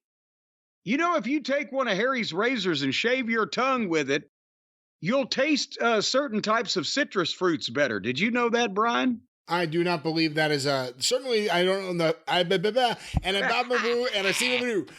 know if that's true, but I certainly know it's not advised by anyone at all. No one. Well, see, you used to be able to speak intelligently until you shaved your tongue. But folks, right now, the trial set that I'm talking about, we've talked about our friends at harrys.com. They have the shaving supplies and equipment that will bring an end to any untamed, wild, straggly beard. German-engineered blades made in their own factory. They stay sharp longer. You will stay sharp. And they got the 5-blade razor with the weighted handle, the ergonomic design, the foaming shave gel, customizable delivery options for when you schedule the refills as low as $2, which is half or less what you pay for the other big brands. I'm telling you, from the time you lather up this rich skin-softening body wash and scents like Redland or Woodwood, wait a minute, scents. Redwood or Woodwood, ladies and gentlemen. They have all sorts of... They have scents like Redwood and Wildlands. or Red, Wild, and Woodwood. Stone, would you like to smell like a rock? They can make it happen. Why does everything sound like it's named after a South Jersey town? Yeah, well, either that or just you're out in the woods. You're smelling like nature. They've got the extra strength, high quality, amazing smelling deodorant for just $5. You know, a deodorant's not an antiperspirant, Brian. You know that, don't you? Well, one stops perspirant and the other one doesn't. One stops perspirant. Yes, it does. But the other one, see, the deodorant deodorizes you, whereas the antiperspirant makes you stop perspiring. And then, of course, that fucks up your entire body chemistry until your kidneys shut down. But that's a whole different thing. Wait, what? And at Harry's, they've also got hair and other grooming products that fit your unique look and needs. So if you look like nobody else in the world, or at least if nobody else will claim to look like you, then that means you have a unique look, and Harry's is the place for you to go. The highest customer satisfaction in the shaving industry. They have not had one complaint in the last 14 days of anyone bleeding out from a carotid artery being severed. Highest customer satisfaction you're going to find it. Compare that to the records of the other big box shaving people, retailer people who we can't mention. Let's not compare or contrast at all. Let's speak specifically about one person. Other people can't just come out willy-nilly and say, nope, nobody's bled to death using my stuff this month. But Harry's can. And right now they've got a convenient subscription option that you can cancel at any time, but why would you? What, do you just want to look like a bum? But anyway, right now, get more performance out of your shave with Harry's. Get started with a $13 trial set for just $3 by going to Harry's, HARRYS.com/JCE. $13 trial set for $3. You're saving $10. You're saving more than 3 times as much as you're spending, which ought to be illegal. And once that the government finds out about it, they're probably going to pass something. So hurry now. Harrys.com/JCE, a $3 trial set. Shave yourself slicker than cum on a gold tooth, and you'll be more personable and more presentable to be in front of grown adult folks. You certainly will. With Harry's, one more time, promo code Jim. JCE. JCE. Well, with that, Jim, it's time to get ready for the ratings. We are going to travel through time. No time better than now. I'm seeing breaking news reports. Uncle Howdy apparently killed the crew of the Pat McAfee show today. We'll see. I haven't seen a video yet, but you know what? Actually, Uncle Howdy's on my payroll because I'm sick and tired of watching these shows. So he's going to systematically go around and murder the cast of every one of these programs so we don't have to watch them anymore. Well, we will find out if Uncle Howdy did anything to the ratings when we return from time travel right after this.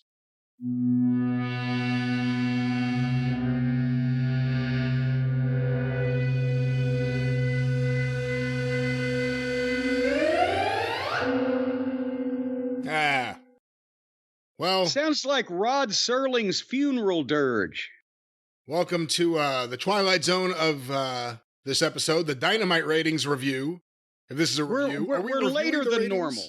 We're reviewing the ratings. We're recapping and we're not recanting the ratings. We're relaying the ratings.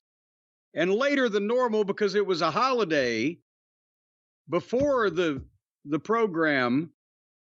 So they were late after the program. We don't understand, but here we are. We believe that's the reason. Actually, we're not even exactly certain, but we are here, and here I sit, waiting for you to reveal this information to me. Much like Karnak the Magnificent in his questions, I have no knowledge. You have no knowledge. Yes, that's correct. Hey, what? Don't put a period there. That was a comma. Oh shit! I have no now. Well, oh shit, that's an exclamation point, but. I have no knowledge or forethought of what you're about to reveal to me, and we're going to go through this, and all you have an element of glee in your voice is all I can tell. Well, I was eating popcorn. That's you maybe just hear the popcorn in my teeth. It's still in my teeth. No, so it wasn't you being gleeful. Your mouth was just popping. That's right. I was randomly. I decided to eat popcorn in advance of this review. Jim, before we get to AEW Dynamite, just because we've talked about it the last few weeks, important to note here, NXT. On the USA Network, June 18th, 2024, 724,000 viewers on average. And that ain't bad for NXT is on a little roll here. They are on quite a roll. They're well above their trend line. The last 3 weeks have all been high. Who was on this episode? Joe Hendry? He's a nice young man. I'm glad to see he's doing well. Well, I know that they're good on social media, but in terms of bouncing the number, he was in the opening thing here. A lot of the women who just run around with the fakest names of all time. It's like they're working at a club. I thought you meant a lot of the women were watching the show because Joe Hendry, he is quite a looker, ladies. I was talking about the late. I don't know what you're on with Joe.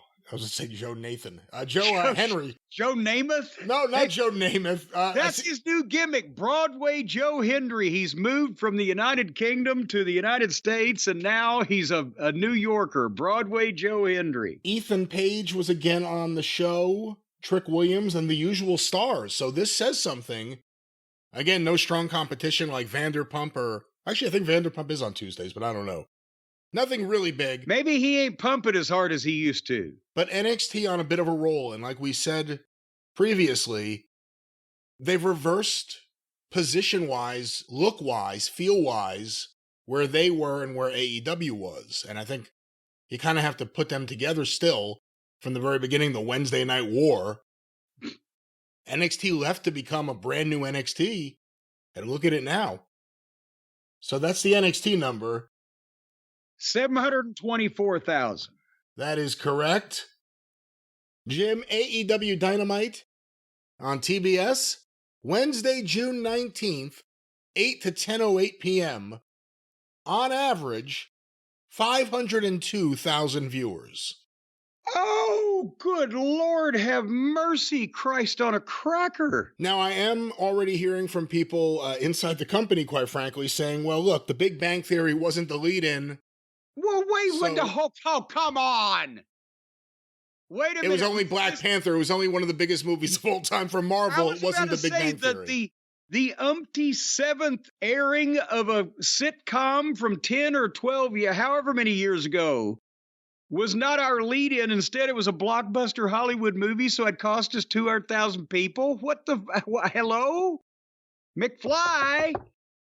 And also now they've said the NBA Finals the last few weeks has had some impact. What else was on the other channel Wednesday night? The fucking Super Bowl? I believe there was hockey, there was baseball on, there was a Kendrick Lamar streaming concert online.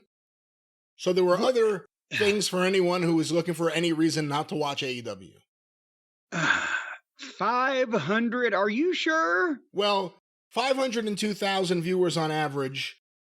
According to Brandon Thurston, WrestleNomics, new record low for a non-preempted episode, new record low in the key demo for a non-preempted episode. And then it says, note, I've confirmed independently the rating measurement is not an error. Because everyone had the same reaction. Whoa! We said they were going to catch up the Rampage. I didn't think it was going to happen the next week. Well, where did they start and where did they finish, and who were the people involved in the program that really ran people away? Who are the raids, kills fans dead in this episode? Well, we go now, 8 to 8:15 p.m., quarter one. Russo versus MJF, 586,000 viewers. Oh, what in the world? No Big Bang Theory. It says a lot about what the Big Bang Theory means to AEW. We joke about it a lot. A lot we joke about it. It's true. Shelton's the biggest draw in AEW. But what? I mean, it's reruns of a situation comedy that has been on before a number of times. How can this be? And then if they're watching a Big Bang Theory, why don't we know that 100,000 of them tune out normally, but not? What the fuck? It begs the question, too, how much of the Big Bang Theory viewership is real versus DVR? But again, I don't know enough about how these are broken down to figure that out. Quarter two. And by the way, why does anybody watch that fucking show? The Big Bang Theory, it's the worst show ever. Who likes any of those fucking stupid people? I want to see a triple threat. The Seinfeld cast versus the Always Sunny cast versus the Big Bang Theory cast. And then I want Seinfeld and Always Sunny to just gang up on those assholes and just kick the bloody shit out of them. Yeah, I like Always Sunny, but I think I'm on Team Seinfeld here. Well, I didn't. That's why I said they'll just team up and kick the shit out of the other assholes. That's a cop-out. What kind of booker are you? What kind of ending to it is that? That's horrible. Well, that's a standard triple threat fucking match. It doesn't have to make any sense. Speaking of not making any sense, where'd they go in quarter? They can't fall much further. They won't hit their fucking average. Quarter two, 8:15 to 8:30 p.m.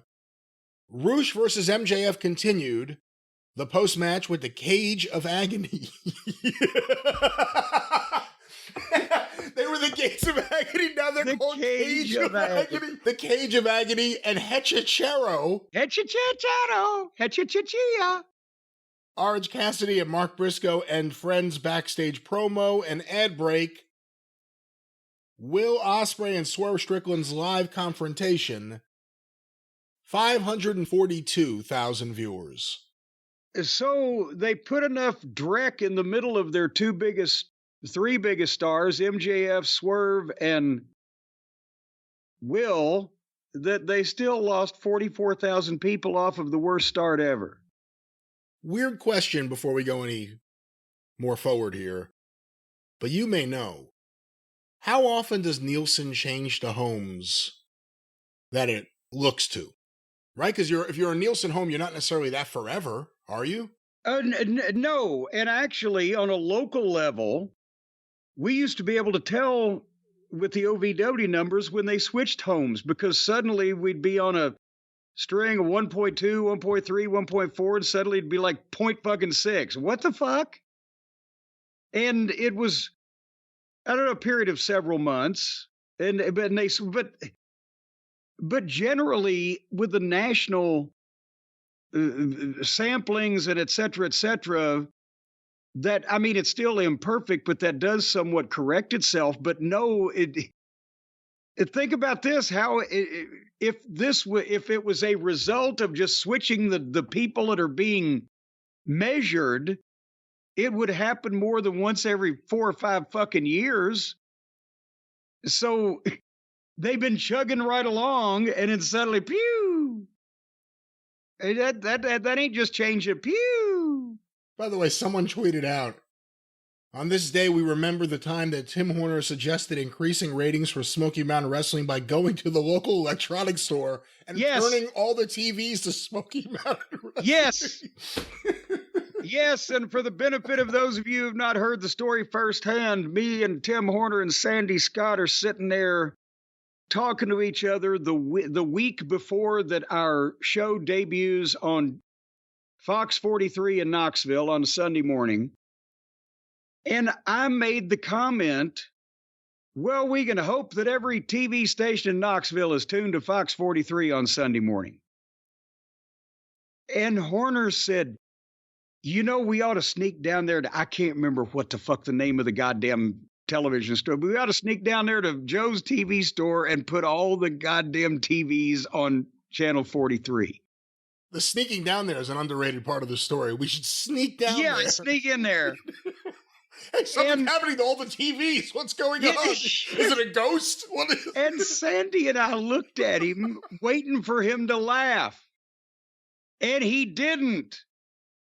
And then he looked at us, looking at him like he had turds hanging out of his mouth, and then it dawned on him that they wouldn't be able to tell anyway, would they? Anyway, quarter three, 8:30 to 8:45 p.m. Continuation of Ospreay, Strickland, and Prince Nana. The Don Callis family backstage promo. Who is it? Who's even in that family, and do they speak to each other? Where's Hobbs? Half of Don Callis' segments are with people outside of his family now. An ad break. Roderick Strong, Konosuke Takeshita, Kyle Fletcher, and Kyle Sabre Jr. versus Dante Martin, Kyle O'Reilly, Mark Briscoe, and Orange Cassidy. Wait a minute. How many Kyles? With picture-in-picture. How many Kyles was in that 8-man tag team match, now that you've just rattled that off? Kyle Fletcher and Kyle O'Reilly. And Kyle's, you said Kyle Sabre Jr. Did I? What's Zack his name? Sabre Jr. What is Zack Sabre? See, I was going to go with it. And Kyle Sabre Jr. was in it too. Well, why not? Why not? The American audience don't know who he is anyway. It doesn't matter. 496,000 viewers. Oh, sweet Jesus, as Percy Pringle would say. Well, there went another 46,000 people. They've got to come back up. They can't keep dropping mathematically. We go now to quarter four, 8:45 to 9 p.m.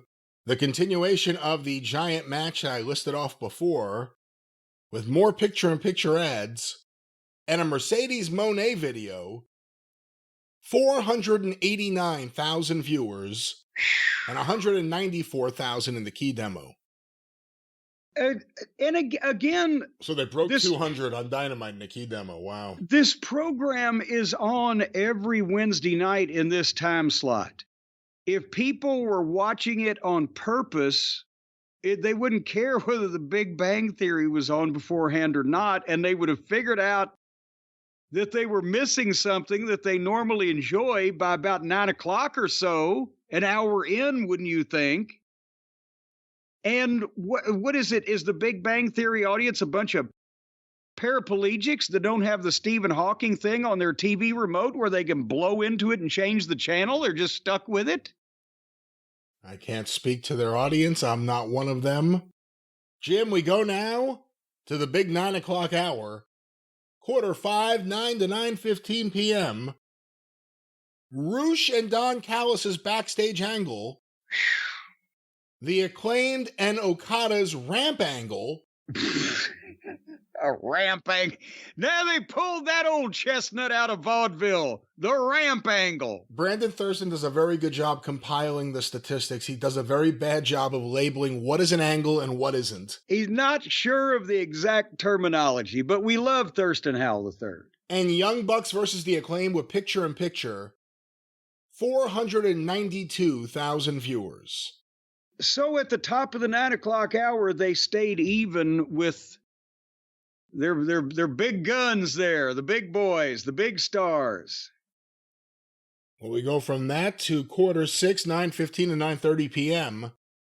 Samoa Joe and Hook's backstage angle. Toni Storm, Mina Shirakawa, her bosom, Mariah May, live promo angle with Saraya. Now with Saraya. Guest starring Saraya, Harley Cameron, Ada J. An ad break, a Claudio Castagnoli and Pac video, 523,000 viewers. Well, there you go. You got 31,000 fans of tits. And ass. Don't forget the ass. And ass. There's some ass there. It's ass everywhere in AEW. But anyway. It smells like ass every time the ratings come out, but. We go now to quarter 7, 9:30 to 9:45 p.m. Nyla Rose versus Chris Statlander with picture-in-picture. The post-match with Stokely Hathaway, Willow Nightingale, and that's it. And Willow Nightingale. You know what? More people know who the actors are in the commercials in the ad breaks than know who a lot of these fucking people are. But go ahead. A recap. Private Party, Chris Jericho, Big Bill, and Brian Keith's backstage angle, which I'm guessing is so Jericho didn't have to show up for work. And Rhett Titus versus Daniel Garcia, 498,000 viewers. Well, at least they didn't lose all that they gained. They only lost, well, out of the 31,000, they only lost 25,000. I remind you, there's an 8-minute overrun. Oh, of course there is. Quarter 8, 9:40. They literally announced it in the billboard where they show the matches and the images of the wrestlers. The last one was overrun. Overrun. Maybe they should term it overstay, as in overstaying your welcome. Well, we'll find out. 9:45 to 10 p.m. Quarter 8. The post-match of Garcia versus Titus with Matt Menard. The Cage of Agony. Hechicero. MJF. Will Ospreay. And an ad break. Also, Ospreay and Cage's backstage angle. And the start of Claudio Castagnoli versus Pac with picture-in-picture. 431,000 viewers. Oh, my 8-minute overrun, 423,000 viewers. Oh, gee, they lost. They drove away viewers that tuned in to see the next program.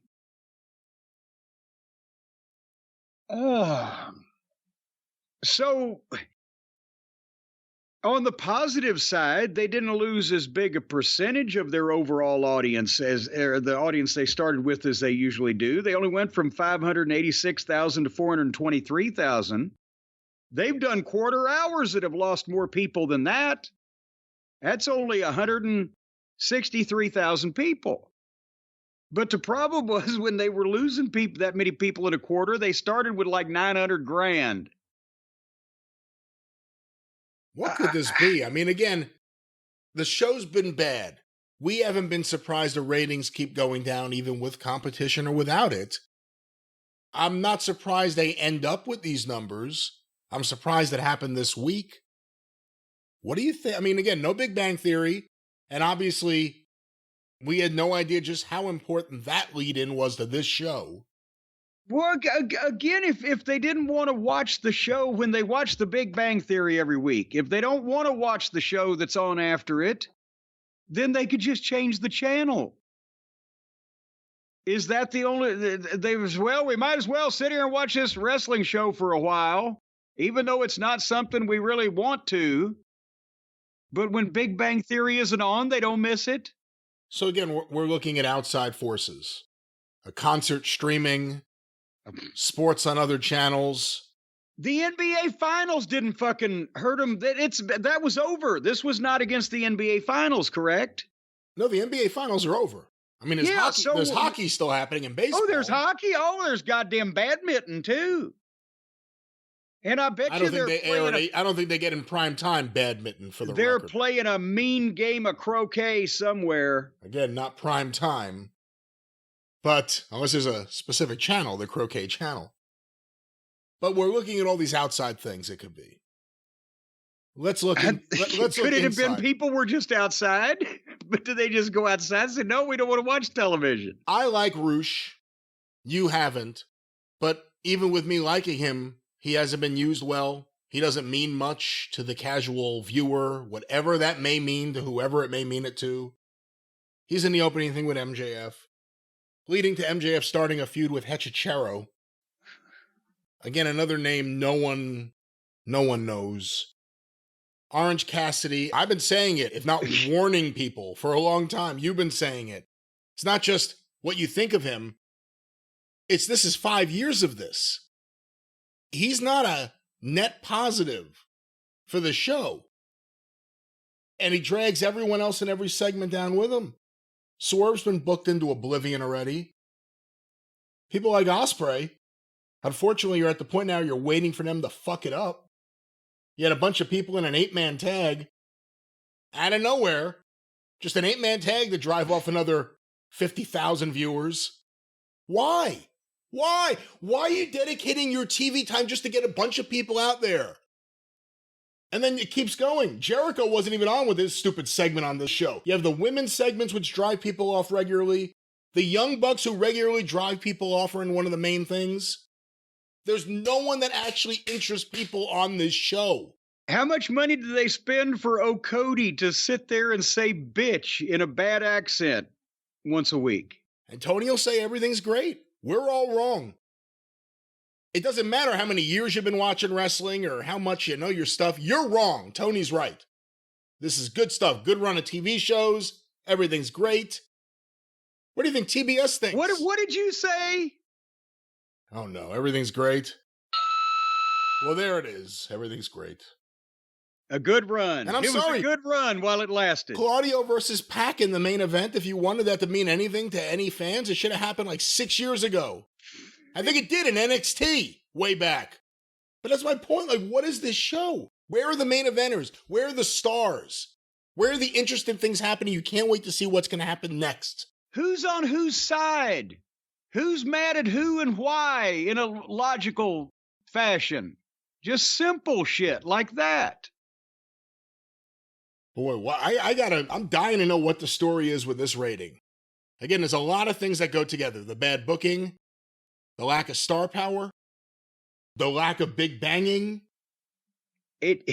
But this is this is extraordinarily low. To quote Jerry Jarrett to Robert Fuller in 1979, Robert, it can't get much worse. And to quote Robert Fuller to Jerry Jarrett, right back at him, oh, yes, it can. According to WrestleNomics, in terms of competition, Dynamite was outranked in the key demo on cable by the College World Series on ESPN and by Expedition Unknown on Discovery.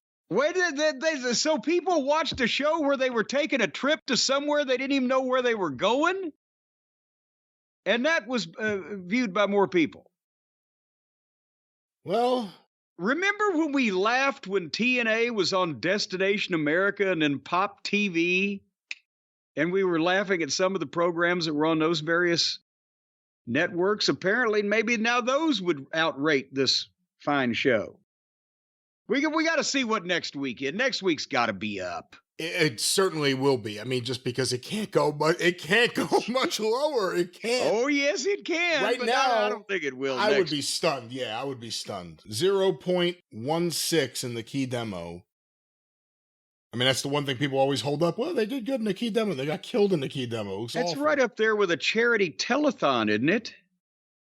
Boy. All right, well, that was the AEW Dynamite ratings review. Jim, if you're a wrestler working there, or a producer hearing you snapping your fingers or whatever the fuck's happening over there. I'm my pen here. You may want to sue. It's my pen. I'll sue you if you I'll try to sue take you. my pen away from me. I'll sue you. I'll sue you and National Pen. You know what? I've got a lawyer, and you know what his name is? Call Stephen P.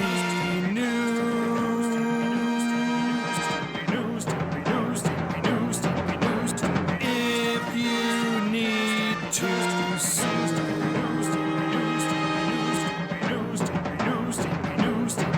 An outlaw mud show or two. Still sue the rest.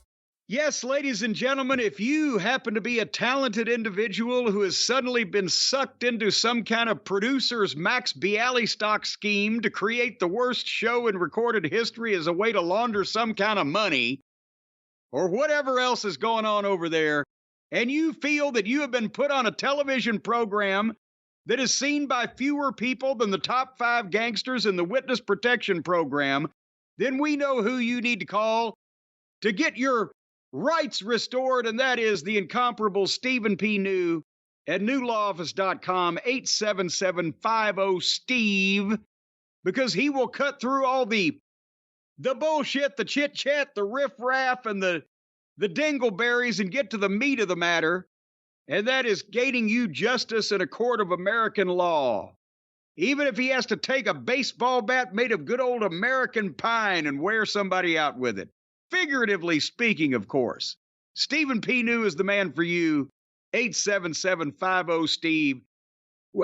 From California to Sarasota, Florida, and every place in between, Stephen P. New is available to fly there and rectify the situation. That's right. He'll go to Florida. He'll go to California. He'll stop over in St. Louis. It's right in the middle. Get some Emo's Pizza. I got the Mets game on in the background. They're in Chicago. There are birds flying in front of the camera nonstop. Well, that's because nobody has smartened the birds up that it's a television production. They're just going about their normal business. They're flying through the air. Well, speaking of going about their normal business, we're going to get out of here in a minute. Let's get a song Let's or go two. back and talk to our legal eagle, though, or talk about our legal eagle, since you had the bird transition there. Stephen P. New, the man for you. He's a legal eagle that will feed upon the bones of the cancerous vultures of our society. What a coincidence. AEW, we're at the Eagle Bank Arena, and we have the legal eagle. That's right. Where were they? Fairfax, Virginia. Tickets distributed according to WrestleTix, 4,167. Well, there was almost more people in the crowd than there was watching on television. And with that, the drive-thru is closed. Let me grab this.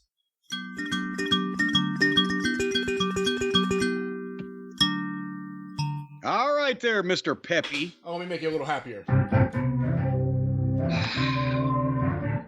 All right. Bring back Captain DJ fucking Corum or whatever his name was. Captain DJ Scrotum. We'll see if he'll return next week. But for now, we'll return next week on the drive-thru and, of course, on the experience. Wherever you find your favorite podcast, go through the archive. Past even 2020, where Captain Corum heard them. Go through the archive, patreon.com/Cornette. $5 a month going back to 2013. Patreon.com/Cornette. And, of course, the official Jim Cornette YouTube channel. Subscribe today. Full episodes, clips of episodes, omnibus collections, all with the popular Travis Heckel artwork. Omnibus!